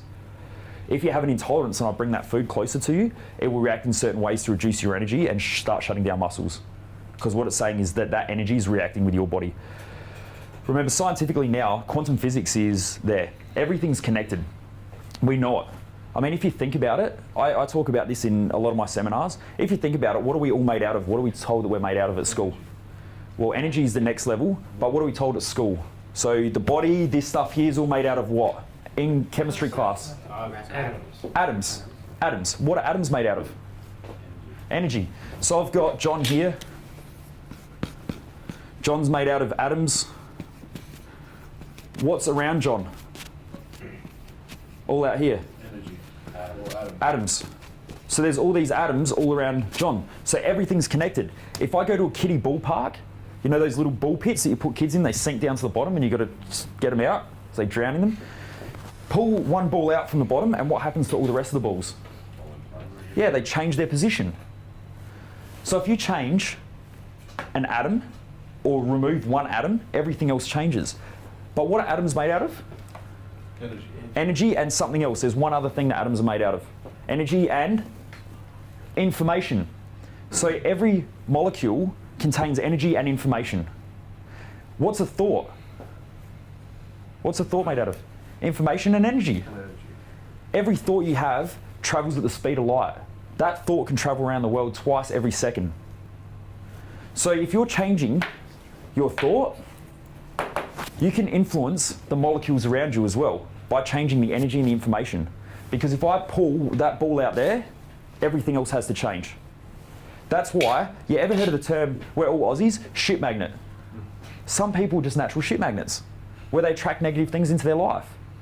Some people just naturally bring positive things into their life because they're positive people. They think differently. They feel things differently. Again, the electromagnetic field of the heart can be read 36 feet away from the body. The brain energy can only be read up to 6 foot away from the body. Every heartbeat influences and imprints every cell in our body through different methods. It does it physically through the actual pulse itself. It transfers electronic energy. Okay, there's other ways that it does it as well. I won't get into it because I'll go way off of track. But thoughts become things. We already know this. Okay. So food transfers energy as well. Now, what was the question originally? How did I get onto that? Sorry? Tangent. Oh, kinesiology. So by that, that's right. If you've got the energy from the water next to somebody who's dehydrated, it should make them stronger because it's saying, when this is there, it's better for us. Take it away, it's worse for us. If I filled that up with vodka and put it near you, it should make you weaker, or you'll actually become a lot weaker because it's saying that this is reacting in a bad way. If something makes us strong, it's good. If something makes us weak, it's not good. Okay, it's that simple. Any other questions on nourishment? Yep. Yes. What's your take on the whole acid alkalinity diet? Things like that. Great question. There's another book that I read which looked at blood typing. It looked at pH balances. It looked at a whole heap of different things that happen every time you eat food. Because what happens in most diets focus on one thing. So acid and alkaline normally says, what are foods like external of the body? So fruit is normally alkaline outside of the body, but when you eat it, what happens? Quite often it'll be acid. It can be both, depending on, again, genetic blood typing and makeup, our genetic makeup. From what I understand, the book's called The Metabolic Typing Diet by William Welcott and Trish Fay. Another amazing book full of scientific research, and it made sense to me. Because what it was saying was that everybody's different. That's what I love about it. And it says, understand your own body. For me, at a point in time where I used to eat heaps of fruit, I used to get lots of acid reflux, it made me feel tired, I used to get sick a lot, and that was from eating fruit. When I was younger and had all of the problems that I had, like with depression, I kept going back to the doctor, and the doctor, even though I was told that I had ADD, would say, Michael needs to eat more carbohydrates. I would be like insane for an hour or two and then sleeping. Insane for an hour or two, sleeping. I couldn't concentrate, I couldn't think properly. And every time I'd go back to the doctor and he'd say, eat more carbohydrates. So I kept eating and eating and eating, and it just made me worse. Then I found out I was gluten intolerant, and that's why. Okay? No one ever tested me for that. I only found that out a couple of years ago. And that was just by monitoring my own food. What time do I need to wrap up? I don't know. You guys actually want to go back to work, or do you want to sit here? Yeah, keep talking. Oh, don't tell me that. You'll walk out of here at like 3 o'clock Currently next 5 Friday. to 1. We had scheduled till 2. Okay. Ready for a little bit. Okay, cool. Just go like that when you want me to get off, because I can keep going for hours. Seriously, I do. Massive management's away, so Yeah. keep going. This is good. Keep Cool. going. I'm enjoying it. So with metabolic typing, they looked at pH balance, acid and alkaline. They looked at oxidization rates of foods, and they came across a whole heap of different things that I never knew. People who are high protein types or Northern European bloodlines normally have a shorter digestive tract, which means that they process food really rapidly. If you give them things like sugar that break down fast, it jacks them up and then smashes them. So it's like for some people, like back a couple of years ago, my metabolism was insane. If I ate fruit, it was like throwing a whole heap of sticks on the fire. I would flare up and get lots of energy and then just crash. So I would put the big logs on, which were the heavy, dense meats, the heavy, dense carbohydrates that took a long time to digest. And I'd normally get 3 hours and I'd have to eat again. If not, I couldn't function. I became angry, I became aggressive, just frustrated. because my energy was just poor. Some people who are carbohydrate types actually have a longer digestive tract, from what I understand from reading all this research, which makes sense. So they can digest things like sugar and carbohydrates because it takes a lot longer to get through the tract, even though it digests faster. Okay. Also, Northern European bloodlines, they with their pH levels, from what I understand, they're highly alkaline. So if you're giving people with highly alkaline blood more alkalinity, is it healthy or is it unhealthy now? Unhealthy, so they need more acidic foods to bring them back into balance. Equatorial regions where they've had lots of fruit and grown up on that for centuries or thousands of years, if they're used to eating fruit and you're giving them heavy red meats all the time, you're going to kill them. Because this food's just sitting in their gut and not going anywhere and not doing anything. It's just, they feel sluggish. So the book's excellent. It's years since I've read it. I just understand the basics and the patterns. Again, what I got out of the book was everybody's different, understand your own body.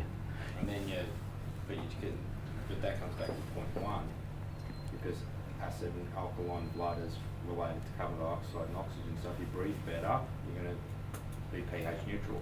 Yep. Yeah. And then that comes back to water as well, because water's going to flush out toxins. Most toxins are acidic. So there's a whole heap of things that go on.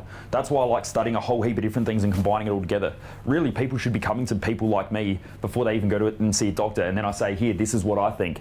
Then go there. My background as a diesel mechanic, I used to work for Caterpillar. And in there, if a machine broke, they wouldn't just fix it. They'd actually get it and they'd research every little thing. So a gear in the gearbox could break and they wouldn't just go, yeah, we'll chuck a new gearbox and let's get this thing running. They would take it and it would go to a lab, and I worked in the lab. And the lab was this area that was like a medical institute, and would pull everything apart and would get it under a microscope and would look at the gear. Would look for cracks, fractures, any markings that can show anything that happened to that gear to make it crack. Now, if it cracked once, then nothing changes. But if something keeps occurring and we kept finding that it was actually the metal that fractured, then the metal composition's wrong. So that Caterpillar would change that. And because they've got a worldwide database, I'd look at that. If it was something like there was a weakness in the strengthening material on the outside, then we could look at that. We would look at that exact point and then they'd change that. What's happening now is, for most people, they go to the doctor and the doctor just says, well, the gearbox is broken. That's all it is. The gearbox is broken, just replace it, slam another one in and off it goes. But they're not actually looking at why. I was taught by Paul Check, keep asking why until you get to the thing that there's no other whys. And then that's the answer. Whereas now it's just, this is what's going on, go to the specialist, get it fixed. Okay. With the pH balance stuff. What I mean is that, like, does eating all these type of foods make much of a difference, or is it just neutralised by your stomach when it gets in there anyway, or something like that? No, it does make a difference. Again, you've got to understand your own body. At the moment, because I'm eating more of an alkaline diet, I know that my body needs more alkalizing. And I feel better, like when I'm drinking things like coffee, I know my body becomes a bit more acidic, my energy levels drop, so I'm having more juices. But if you get into energy medicine as well, in energy medicine, I won't go into that because that's just going to open up a whole nother door. With energy medicine, every 7 years, our energy centers change throughout the body, and they keep going every 7 years. So things can change every 7 years with our thinking patterns and the way that our bodies work as well. So you could be high protein for 7 or 8 years, and then all of a sudden you start craving more fruits, and that's what happened with me. Okay, that's why just listen to your body. Yep. You can also urine test. You can buy pH kits and just test your urine as well, and see that stuff. Just keep using these tools and understand your body. Anything else? Any other questions? Next one, movement. Movement's important. Now, movement isn't always exercise because there's energy in and there's energy out. If you go to the gym and you're pumping iron, that's energy out. You're actually burning energy from your body.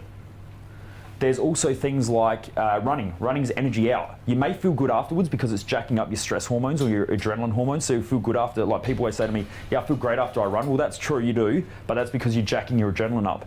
If you do that late at night, you may not sleep. Like, I can't play sport in the afternoon because I'll stay awake all night. That's because it jacks my adrenaline up. Now, there's also energy in exercise, and energy in is things like Tai Chi, yoga, Pilates, things where they're not too intense, but you're breathing a lot, so you're actually bringing energy. The Chinese call it qi energy. So it's life force energy gets brought back into the body. some of the biggest problems that I've done with clients is that some clients will wake up in the morning, they feel tired, they're sluggish, their tank's running on empty, their body's not working properly, their hormones are all out of whack, and then they go to the gym and smash themselves of an afternoon.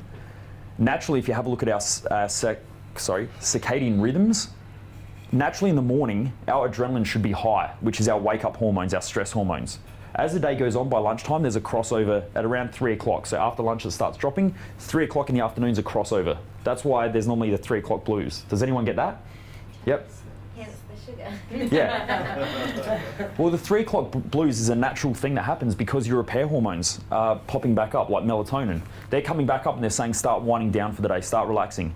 If you're going to the gym at 6 o'clock and jacking everything back up again, then you lift up your stress hormone levels, and at night time you probably won't sleep properly, or you'll grind your teeth, or you'll start craving things that'll make you sleepy, which are probably foods that aren't good for you as well.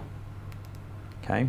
But with movement, energy in and energy out, I normally tell people to do things like Tai Chi or yoga, not Bikram yoga or anything in a stinking hot room where it's going to jack your stress back up again, but just things like traditional yoga.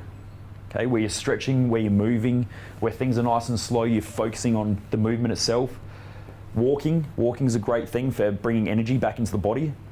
If you're doing those movements, you may start feeling tingling in your fingers or tingling in your arms, tingling in your legs, and that's chi energy. You can actually feel it. It's just most people switch off from it and they just go, oh, my hand's a bit cold or it's a bit shaky, but that's chi energy building up as well.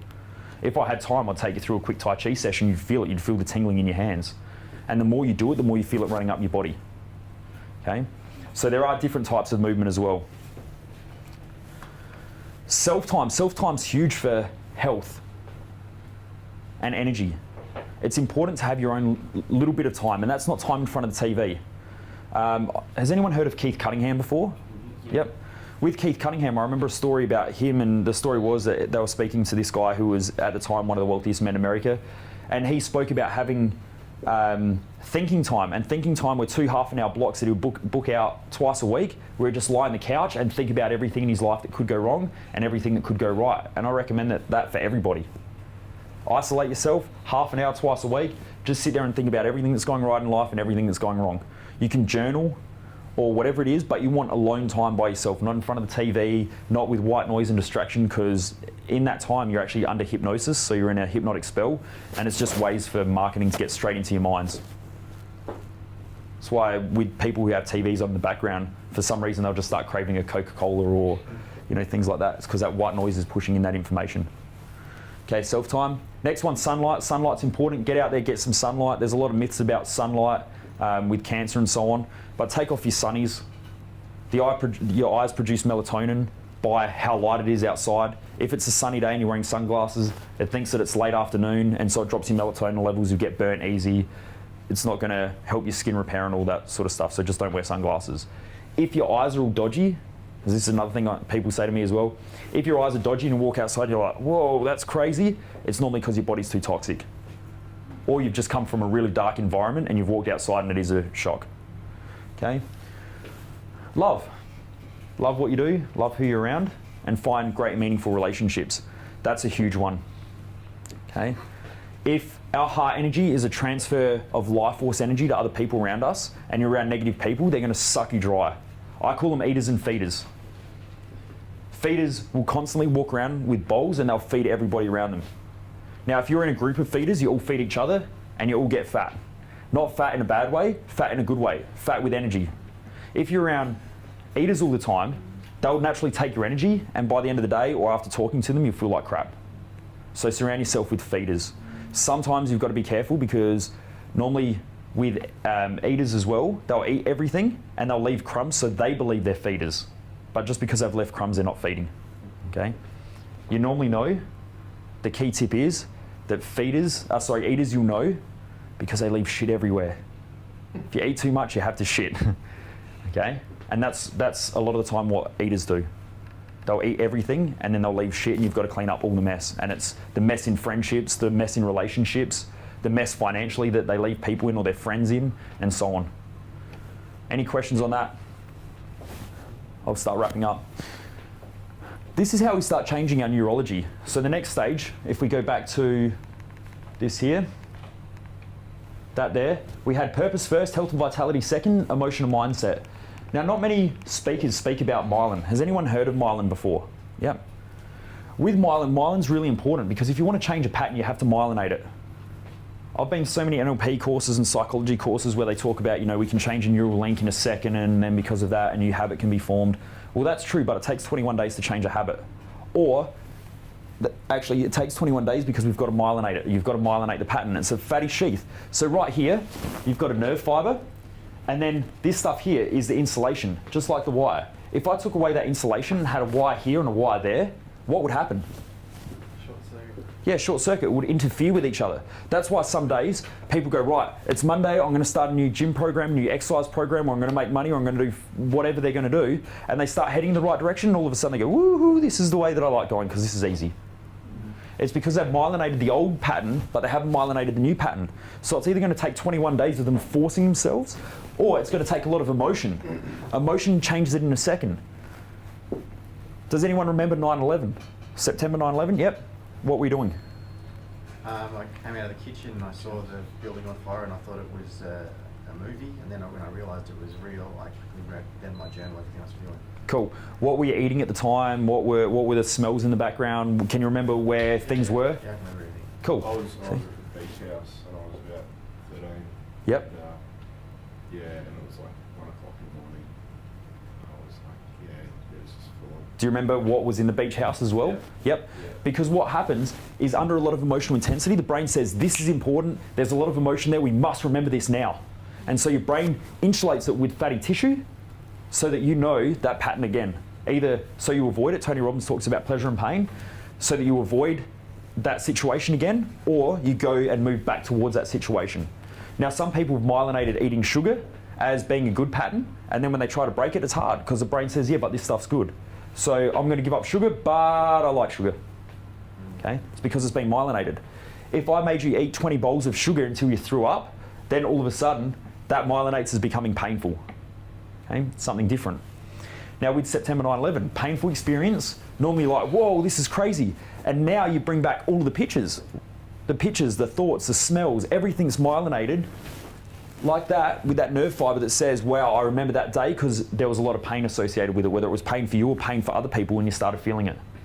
Okay, yes? Can I also ask a quick question? Have you done, for instance, like Tony Robbins UPW? Mm-hmm. Okay, so I just did it like just recently, like last 4 months or something. Yep.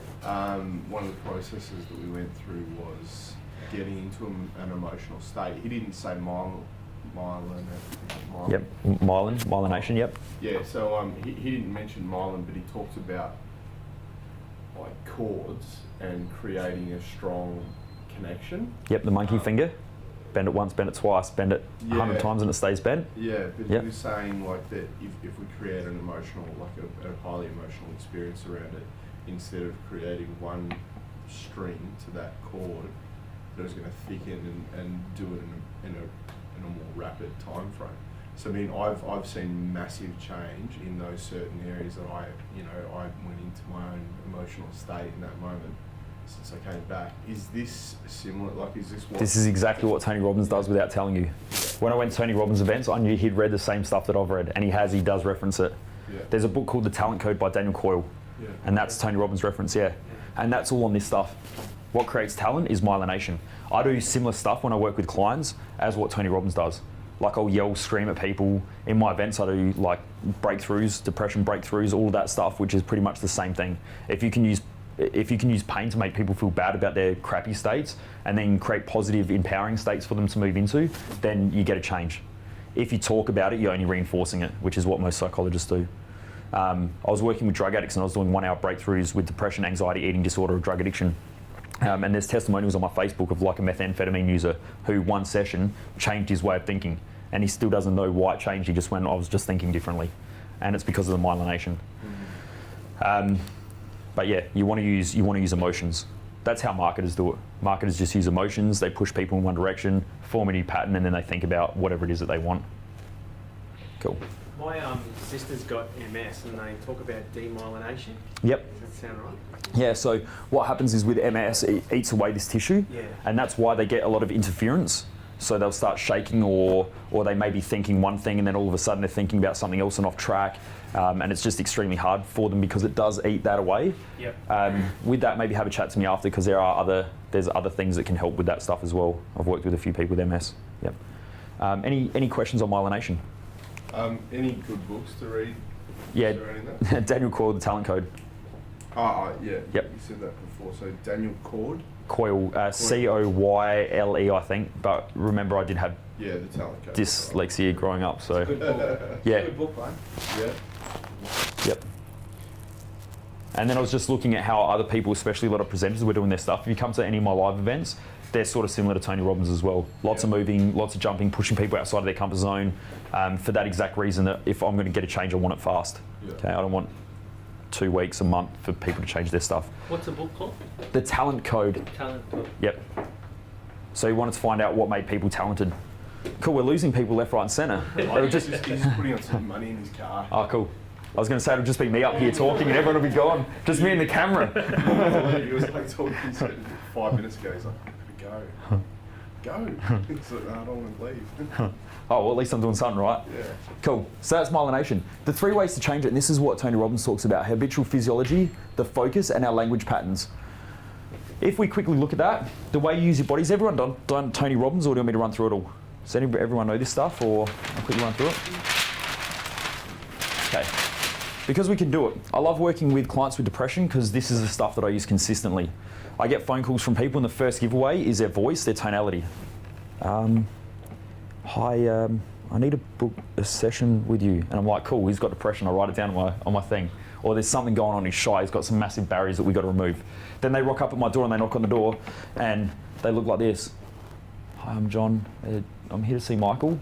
And then I do the opposite. I freak them out because I go massively energetic. I'm like, hey, John, come in, Ray! And they're like, the fuck? They don't know what's going on. And it's cool because it starts interrupting their pattern.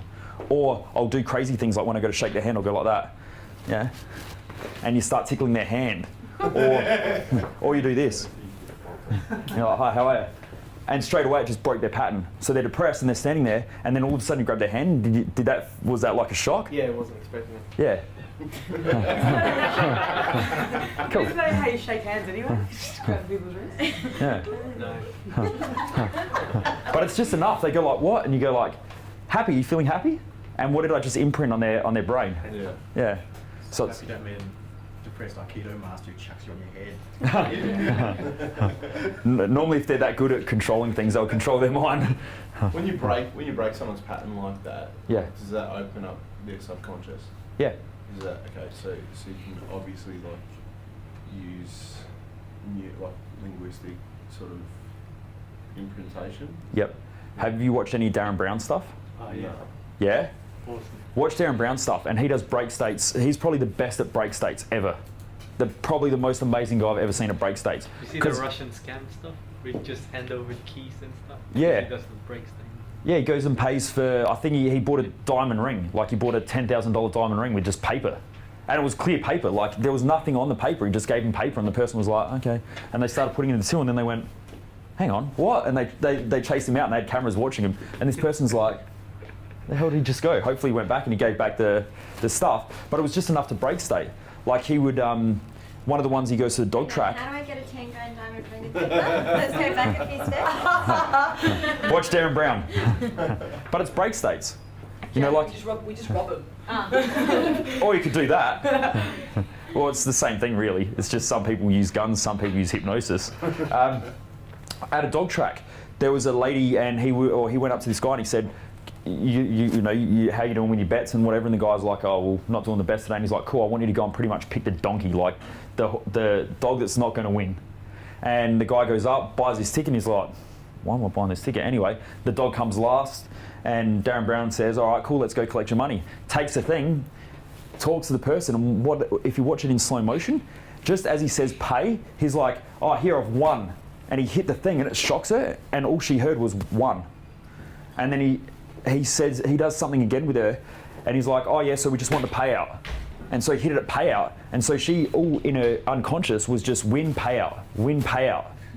And it was the break state, him just hitting the side of the booth, the box. We're going to learn this. Oh, yeah. It's pretty hard. Like, I'm going to be shocking people there. Yeah, it's really cool. It's just enough to create a break state. And then because of that, she paid the cash out and he did it like 2 or 3 times. And then he'd say to her, like, that's the winning ticket, yeah? And she's like, yeah. And eventually the last time, he took the cash and on the thing, on the terms, it says once they've paid out the cash, they can't do anything about it. And so he ended up getting this like whopping win. It was like $1,000 or whatever it was. And as he walked away, he's like, so that is the winning ticket. Like, just have a look and double check. And she was like, it was too late. He'd already got the money. Okay. So it's break states, but yeah, you can use it anytime, all the time, and you can imprint things on clients. But I've just find that if someone comes in with depression when they're in a bad state, if you break their state. In corporate situations, when I go and do corporate gigs, yesterday I was working at Origin Energy. And I said, if you're a team leader and you walk around and someone's slouched on the chair, you just walk over there and go, how you doing, buddy? What's going on? Didn't you just change state then? Yeah. Sitting up tall, you just changed their physiology. It could be something like this. Actually. Oh, it's creepy. I hate it. She always does it. Whereabouts on the back? I don't know what I'm talking about. I can't even talk about it. Up and back. It's very Sorry, you can touch Learn energy medicine, because that'll probably tell you why. But with this, you just go, oh, actually, can you just hop up for a second? I reckon I dropped something around here. Just hop up. Cool. Oh, no, you're right. Sit back down. You're right. And what have you just done to their state? Changed it. You changed it, and they're like, what? And it's just enough just to break their state. But if you're working in a team, it's better to have a team full of people with a good state than it is to have a team full of people who are shitty and down and you just won't do these things. I use it all the time to freak people out. Okay, it's good. I prefer to have people around me happy than feel like crap. How do you handle people who are suffering depression and or you're working with people who are negative thinking or? Okay, the first thing you need to do is to get in rapport with them. So you've got to show them that you care, and you can't fake that. Like my belief for love is that providing I give love, I'm always loved. So I truly believe that everyone's a good person, no matter what they've done. They're a good person, they just have shitty patterns. When I work with someone, I truly want to help them because I do care about them. I care about everybody. And I hate seeing people in pain. Now, that's probably the first step. If you try and fake it, people can smell shit a mile away. And they might do it for a little while at first, but then they'll naturally resist. And I've seen lots of NLP practitioners who are like that, who go in there because they're floating their own egos about doing stuff. And they're not really passionate about the client. So rapport's the number one thing. Find out about them. Like I'll do the break state first, and then I go, come in, do you want a glass of water? And instead of saying, how do you feel? I'll say, what good's been working for you this week? And they're like, huh? Because no one ever asks them that question, so they don't know what to do. It confuses them straight away, which is where I want them to be. How, do you want me to? Are you guys wanting to keep going? Yeah, keep going. I can finish. Can we go for 5 minutes more? 10 Yeah, 5 minutes. minutes. Okay, cool. Well, it's 2:15 now. 2:30. Okay, is that all right? Is that cool? Yep. 2:30. Okay, cool. Yeah, I don't want to I don't know too many. end up getting death mail from Jamie. You bastard, haven't been working. Like to see our productivity go up then. Okay, cool. the afternoon sales just go.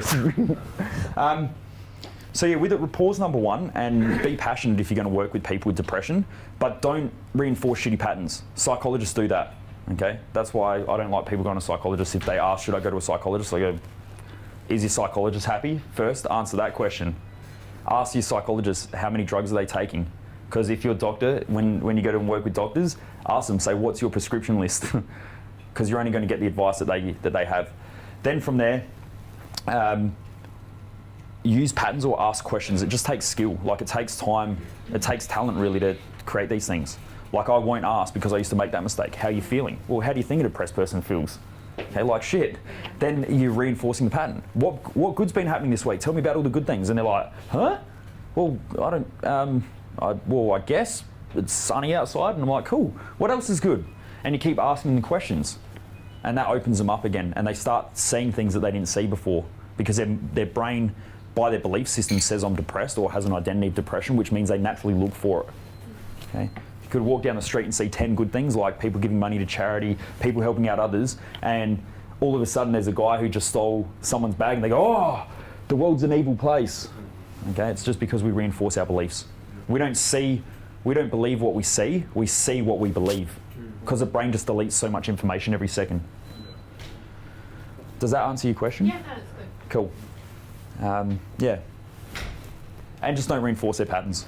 Don't let them be like If they that. want to talk about negative things, Easier said than done though. Is it? Yeah, I reckon. You don't encourage it. Like if they're trying to be negative, how do you respond to that though? I just keep asking him. I say, well, there must be some good things that have happened this week. And say, well, if not, you're obviously not looking for them. Yeah. Next time we catch up, tell me about the good things that are happening, because we all want connection. And if connection means that I'm only going to put up with you if you're positive, and they want my energy, my positive energy, then they've got to conform. And so we'll all try and do that to fit in. That's what it is. Yeah. So, like, obviously, it's more challenging when you're talking about close relationships. Yep. Is that right? Like, I mean, that's just from what I've heard with NLP and hypnotherapy and stuff like that. There's certain things that you probably don't want to use on like close relationships. Yeah. Versus if you're working with clients or you're working with someone that you can get into rapport, get out of rapport, break rapport, all that sort of stuff. You can. I choose my friends. I haven't done NLP. Like, I'm going to be doing some stuff later on this year. But, yeah. I personally think choose your friends and love your family, but you choose how long you spend with them. Yeah. So I've got negative family members and I just choose not to hang out with them a lot. Like I'll go on my grandmother's one. I love my grandmother, but every time I go over there, it's like she watches the 3 o'clock news, the 3:30 news, the 3:45 news, the 4 o'clock news, the 4:30 news. Then it goes right through to 8 o'clock in the current affair. And she sits there and she's like, oh my God, the world's such a horrible place. One person got stabbed. And I'm sitting there and I'm like, yeah, but Nan, 22 million people last night didn't get stabbed. And then the stupid thing is she turns around and she goes, don't be stupid. You serious? Well, that's just the way my brain works. I love her, but I just don't hang out with her all the time. Like if I go over there, I go over there, spend half an hour with her, talk about how bad her week's been, and then I'm out of there. Okay, because if I spend too long, I pick up those traits. Okay, and my life, I would prefer to go out and help an extra 100 people than hang out with a family member who just drains me where I don't want to be around other people. So I think, knowing your purpose in life, that's important. And some people say, yeah, but it's family, you've got to love your family, you've got to do this and that. But if your family truly love you, they want you to be happy in life. And if that means not hanging out with them, then sometimes that's the way it is. You'll find as well that when you change your patterns and your beliefs, because my mum was similar to that. My mum isn't a negative person, but she has a lot of beliefs that keep her stuck. She's very certainty driven, where she likes safety and security. And I used to go over there and argue with her all the time about nutrition. And what I found was that when I stopped arguing with her and I'd just sit there and I'd listen to her, then after a while she started asking me questions. And I'd say, well, I don't know, what do you think? Well, I don't know, that's why I'm asking you. And I go, okay, well, I can give my honest opinion, but I don't think you'll listen. Oh, yeah, I will listen. And I'm like, okay. And slowly after a while, it opened Mum up, because instead of going head to head with her, I just backed off. And then she sort of pushed the boundaries to see if I'd react. But that's the way she used to get connection, was through creating some sort of a drama or creating, a fight or whatever it was. Whereas now I stopped doing that. Yeah, it's no problem. And now she reads a lot of the references that I give her. Okay. Any other questions on this stuff? Because habitual physiology is the first thing. What I'm going to get you to do is just stand up quickly. And I want you to walk around and meet everybody as though you hate them, you don't care. Easy. Okay. Easy. Okay. You don't care. You're not even going to make eye contact with them. Just walk up to them. You don't even want to shake their hand. Just quickly go and do that. Just. I can't do that. Yes, you can. It's really hard because you know it, right? That's Yeah. what I get my friends is like. You should be better off. You should be better at doing it. So just do it because I want you to experience it. Don't make eye contact. No eye contact. So mad at you. Stop giggling. Shake their hand. Shake their hand. We are shaking hands. Cool. Yep. Don't make eye contact. Smiling, everyone. Oh, that's good. And it's just kind of freaking me out. What's your attitude, mate? What's going on here? Okay, cool. Grab your seat or go back there. So if we have a look at physiology, what happened with your body? How did you have to use your body in a negative way? Because you'll see this in people. Walk down the street, they're everywhere.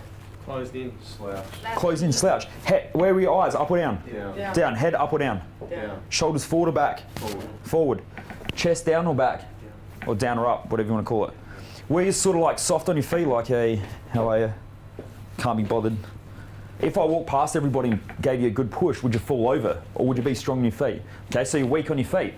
Now I want you to do the complete opposite. Like it's friends you haven't seen for years, you've been away from the office, there's all this new exciting stuff. These are like your best friends, family who you haven't seen. I want you to just go and introduce yourself, or not introduce yourself, but say hi, like you're happy to see everybody. Yeah, go for it, go. Tommy!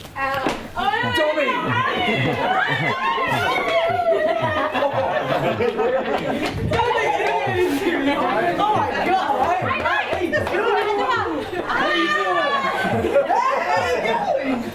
See, I think it's every like. Awesome. Grab a seat, you crazy cats. Grab a seat. Wow, am I talking too loud? Is that like gonna... Okay. Eyes, up or down? Up. Head, up or down? Up. Shoulders, back or forward? Back. Strong on your feet, weak on your feet? Strong. Strong. See the difference straight away? Breathing deep or shallow? Deep. Deep. Okay, it's deep. So you can naturally change the way that you feel just by the way you use your body. When some people talk, they talk energetically. Other people, the odd university university lecture, this here is our language patterns. Is he excited about life and really wants to teach you anything? Okay. No offense to university lecturers if there are any. Okay, so habitual physiology. The next thing's your focus. If you think about the brain like Google, what are you searching for? Some people naturally search for negative things. Depressed people, what do they look for? Negative things. Negative things, what do they search for in their Google search engine? Bad things. Bad things. More bad things about a topic. Yeah. Subject. Yep. What about people who say, I don't want to be broke, I don't want to be broke, I don't want to be broke, I don't want to be broke, I don't want to be broke. What's the key word? Broke. Keywords. Yeah. What do you think they see? Yeah, broke. The reason why they can't make money. Okay. Some people, I don't want to be fat, I don't want to be fat, I don't want to be fat. What's the key word? I've been saying that for months. Can you stop this up? Yep. Keyword search. What about if it was, I want to be happy, vital, and energetic? I want to be happy, vital, energetic. Yeah, you can do that with being fat as well. Not really. You can be fat happy. You can be fat but not vital and energetic. You may have energy, but then compared to who? If you hang out with all your mates at Macca's, then you're comparing yourself to them. If you compare yourself to people of less or lesser standard or less standard that they're living life, then you're always yeah. We all feel good after watching Jerry Springer. Exactly right. Yeah, it is. I feel sorry for humanity. But what about Big Brother, shows like that where people sit there and they judge other people and they go, oh, that guy's an idiot, I wouldn't do that, I wouldn't do this. Well, why not, instead of watching the television, just put a mirror there and look into it? Then you can change things. But most people sit behind a box and say, I wouldn't do that, I wouldn't do that, I wouldn't do this, I wouldn't do that, because it makes them feel better. Always compare yourself to people who are at a higher standard. So with that, if you're looking for energy, go find the most energetic people and go hang around them. And then see how your energy feels. Okay? Okay, focus. That's the next one. Then the last ones are language patterns. Okay, the language patterns are important. There's over 4,000 words to describe emotions in the English dictionary. The average person uses 12 and 90% of them are negative. How's your week? Yeah, crappy. What's been happening? Oh, just all this shit at work. You know, you can hear it, it's just a downhill spiral. People who are normally positive have a lot of ways of describing their emotions. They have a lot of language for positive emotions. I went through this with client the other day. I met her at a seminar. Now, I don't take on a lot of one-on-one clients anymore because I prefer to do seminars and events because I get to help more people and I get out there more. For her, I met her at this seminar, did it on a Wednesday night. She came up to me afterwards and said, Mick, I need your help. I've got fibromyalgia, I've got chronic fatigue, I've had a whole heap of health issues, I was in a car accident, I'm in pain every day. Like my life's just pain. I went, oh, okay, cool. I can't help you because I created a barrier. And for weeks, she just messaged me on Facebook. I need your help, I need your help, no one can help, doctors aren't helping, physios aren't helping, and I went, all right, cool. If no one's helping, I'll help, and let's see what we can do. I won't use that one, let's use that one. By the second session, if you go to the, MojoMaster TV, there's a testimonial from her, Deborah. Okay, after 2 sessions, massive changes. I said, what does it mean to have pain? Like, how do you describe pain? She said, well, what do you mean? That's just stupid. Pain's pain. And she gave me this this generalized thing, like pain's all the same. And I said, well, no, it's not. My brother-in-law rides motocross bikes. For him, like, pain is getting your leg ripped off, then that's pain. For him, like, I see him, he's got like blood pouring out the back of his arm, and he's like, oh, it's just a graze. Like, just a graze. He stacks a motorbike at like 80 or 90 kilometers an hour on gravel, and it's just a graze. Okay?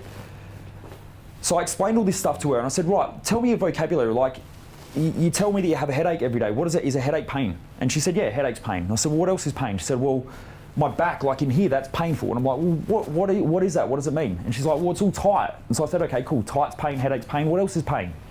And she said, well, sometimes I get this stabbing. That's pain too. And she had all these ways of describing pain, but she put it under the general banner. And I said, cool, what's the most agonizing thing that's ever happened? Like, what's the craziest thing that's ever happened, the most painful thing? And she said, well, childbirth. And I said, cool.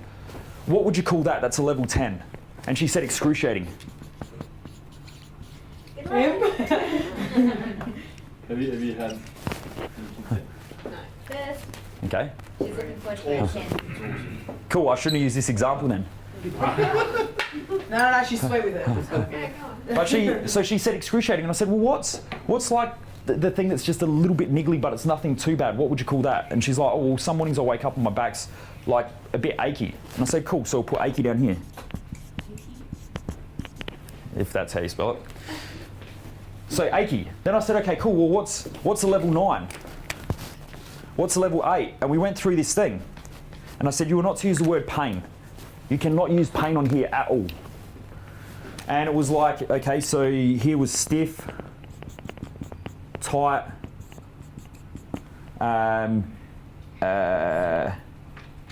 yeah, we can use that. Stabbing or sharp. What else? Keep yelling them out if you've got any. Uncomfortable. That's it, uncomfortable is down there, but we can just chuck it in. Yeah. Yep, what else? So anyway, said from now on, you are not to use the word pain, full stop. You are not to use the word pain. If you wake up in the morning and you're a 1 out of 10, you say, my back's achy. Or, I'm a bit stiff in my back and a bit stiff in my neck. Or some days she may be sore, like, my back's really sore. Or it's really uncomfortable.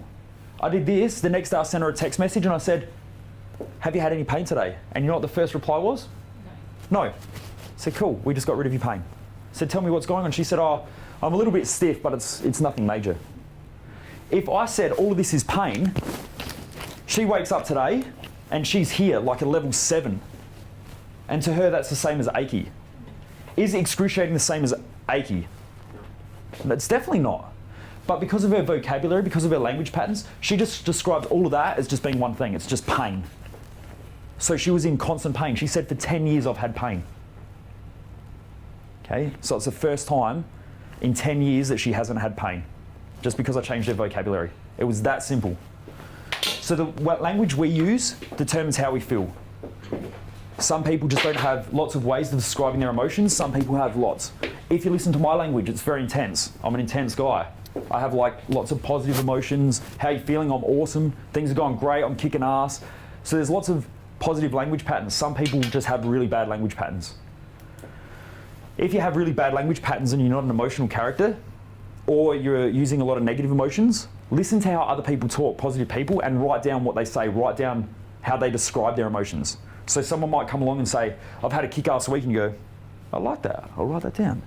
And then for the next day, just use it. How you been? Yeah, kick ass. Okay? It doesn't matter, but after a while, you start myelinating it and you just naturally use it. Does that make sense? Cool. Beliefs, just quickly, beliefs can change our mindset as well. Here's one here, I'm fat, it's a negative belief. Then from there, that's the trunk of the tree. Here you've got all the roots. If I ask a client, why are you fat? They say, because I ate chocolate last night. Well, is that really true? Can you eat chocolate and not be fat? Yeah, of course you can. So it's just a reason. And then they say, okay, so these are the reasons or justifications of that belief. Well, because ages ago, my partner left me and I think he left me because he thought I was fat.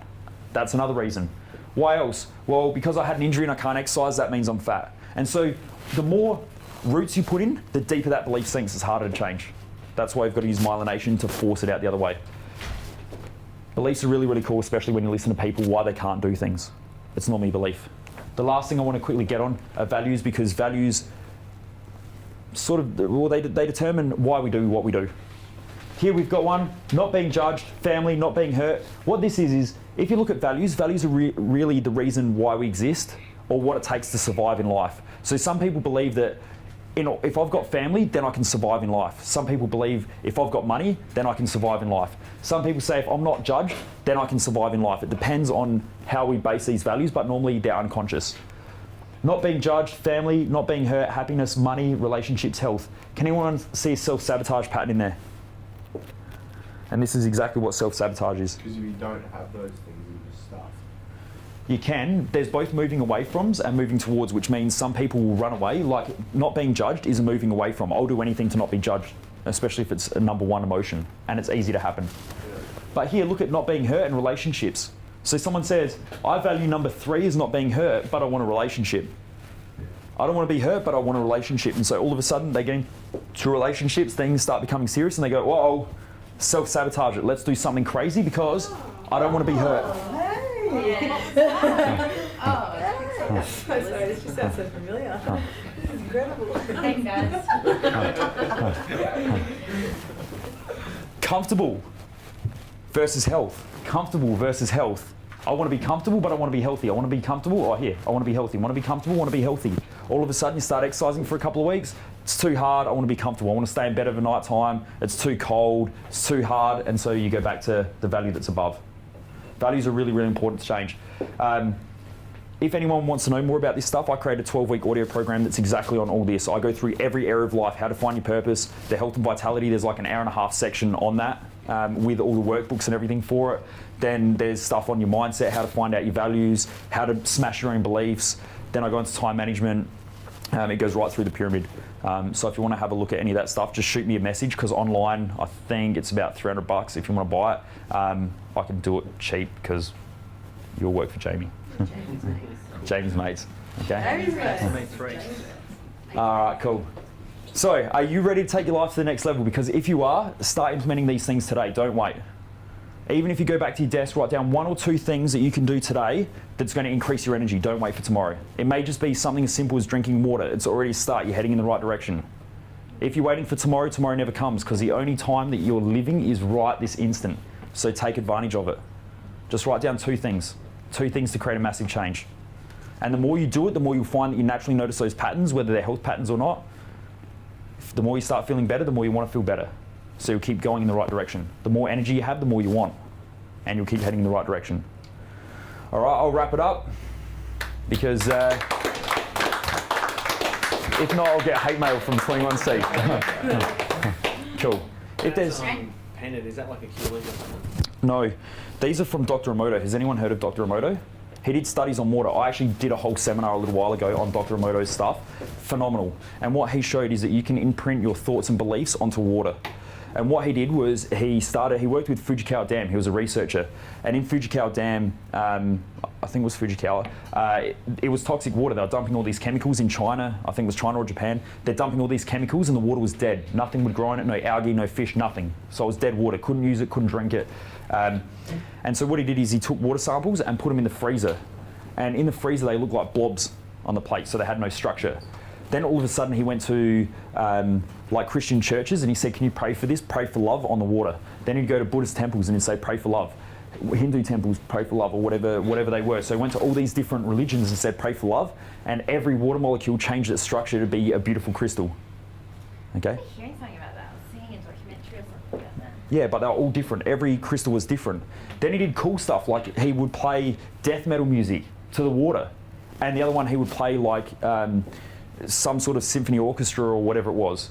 And the death metal music, all the water particles would separate and they become all these unstructured bubbles. They looked disgusting. It looked like someone pretty much shat on a disc, okay? But it was just one single water drop.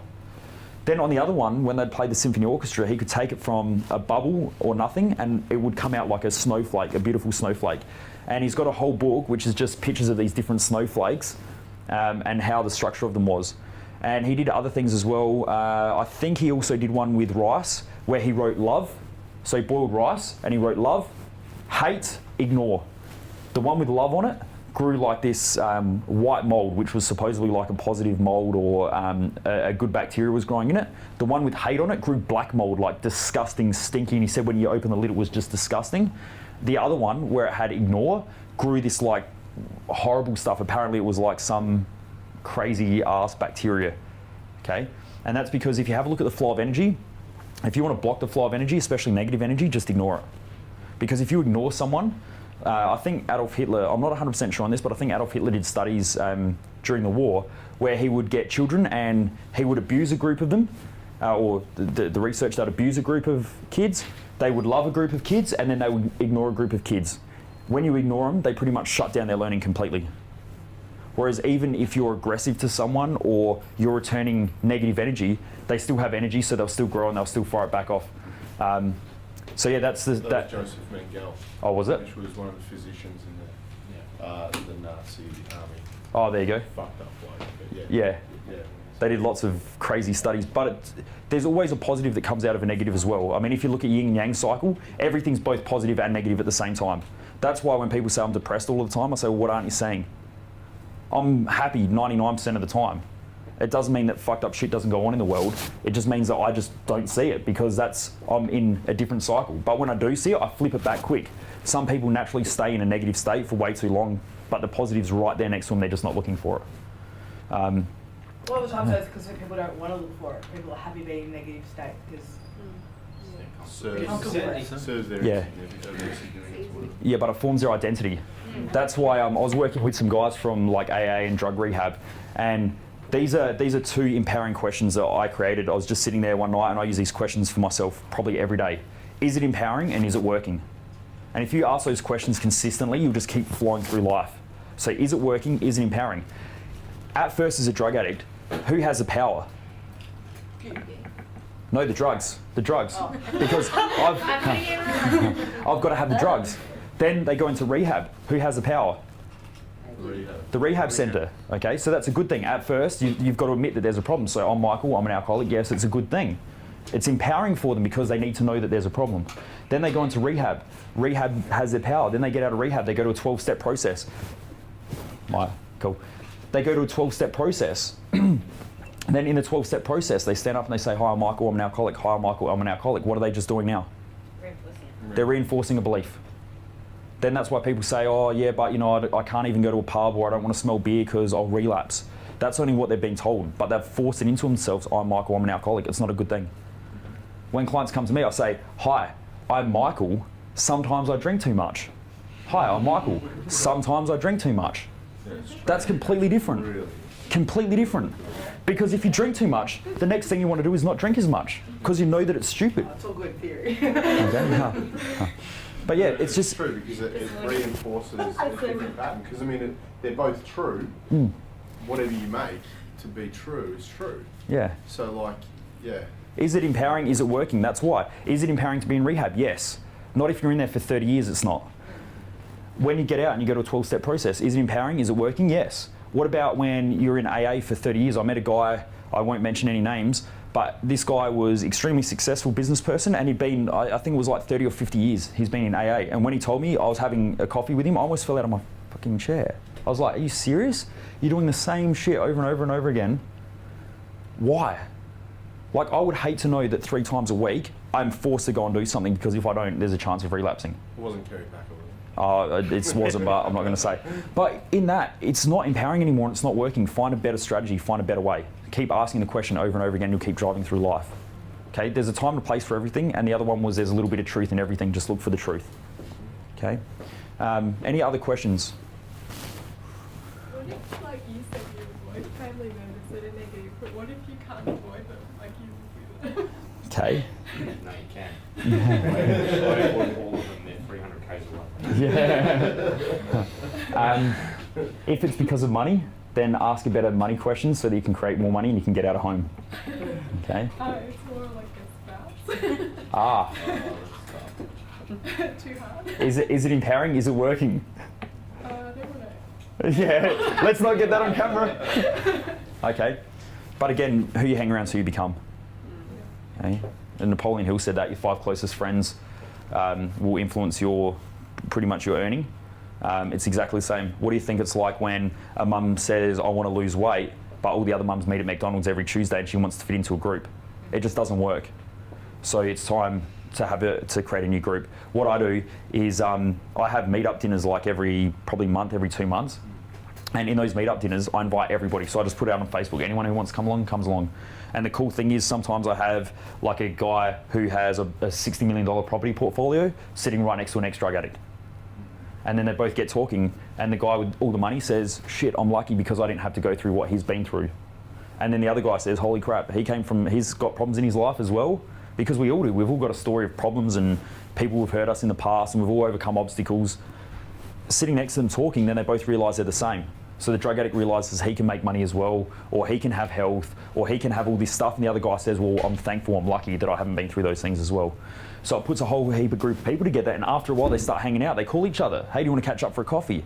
Now there's a brand new friendship circle of people who want to be inspired and who want to grow, so they don't have to go and hang out with their crappy peer groups and their bad circles of influence anymore. Yeah. What's your website? That's my last one. Okay.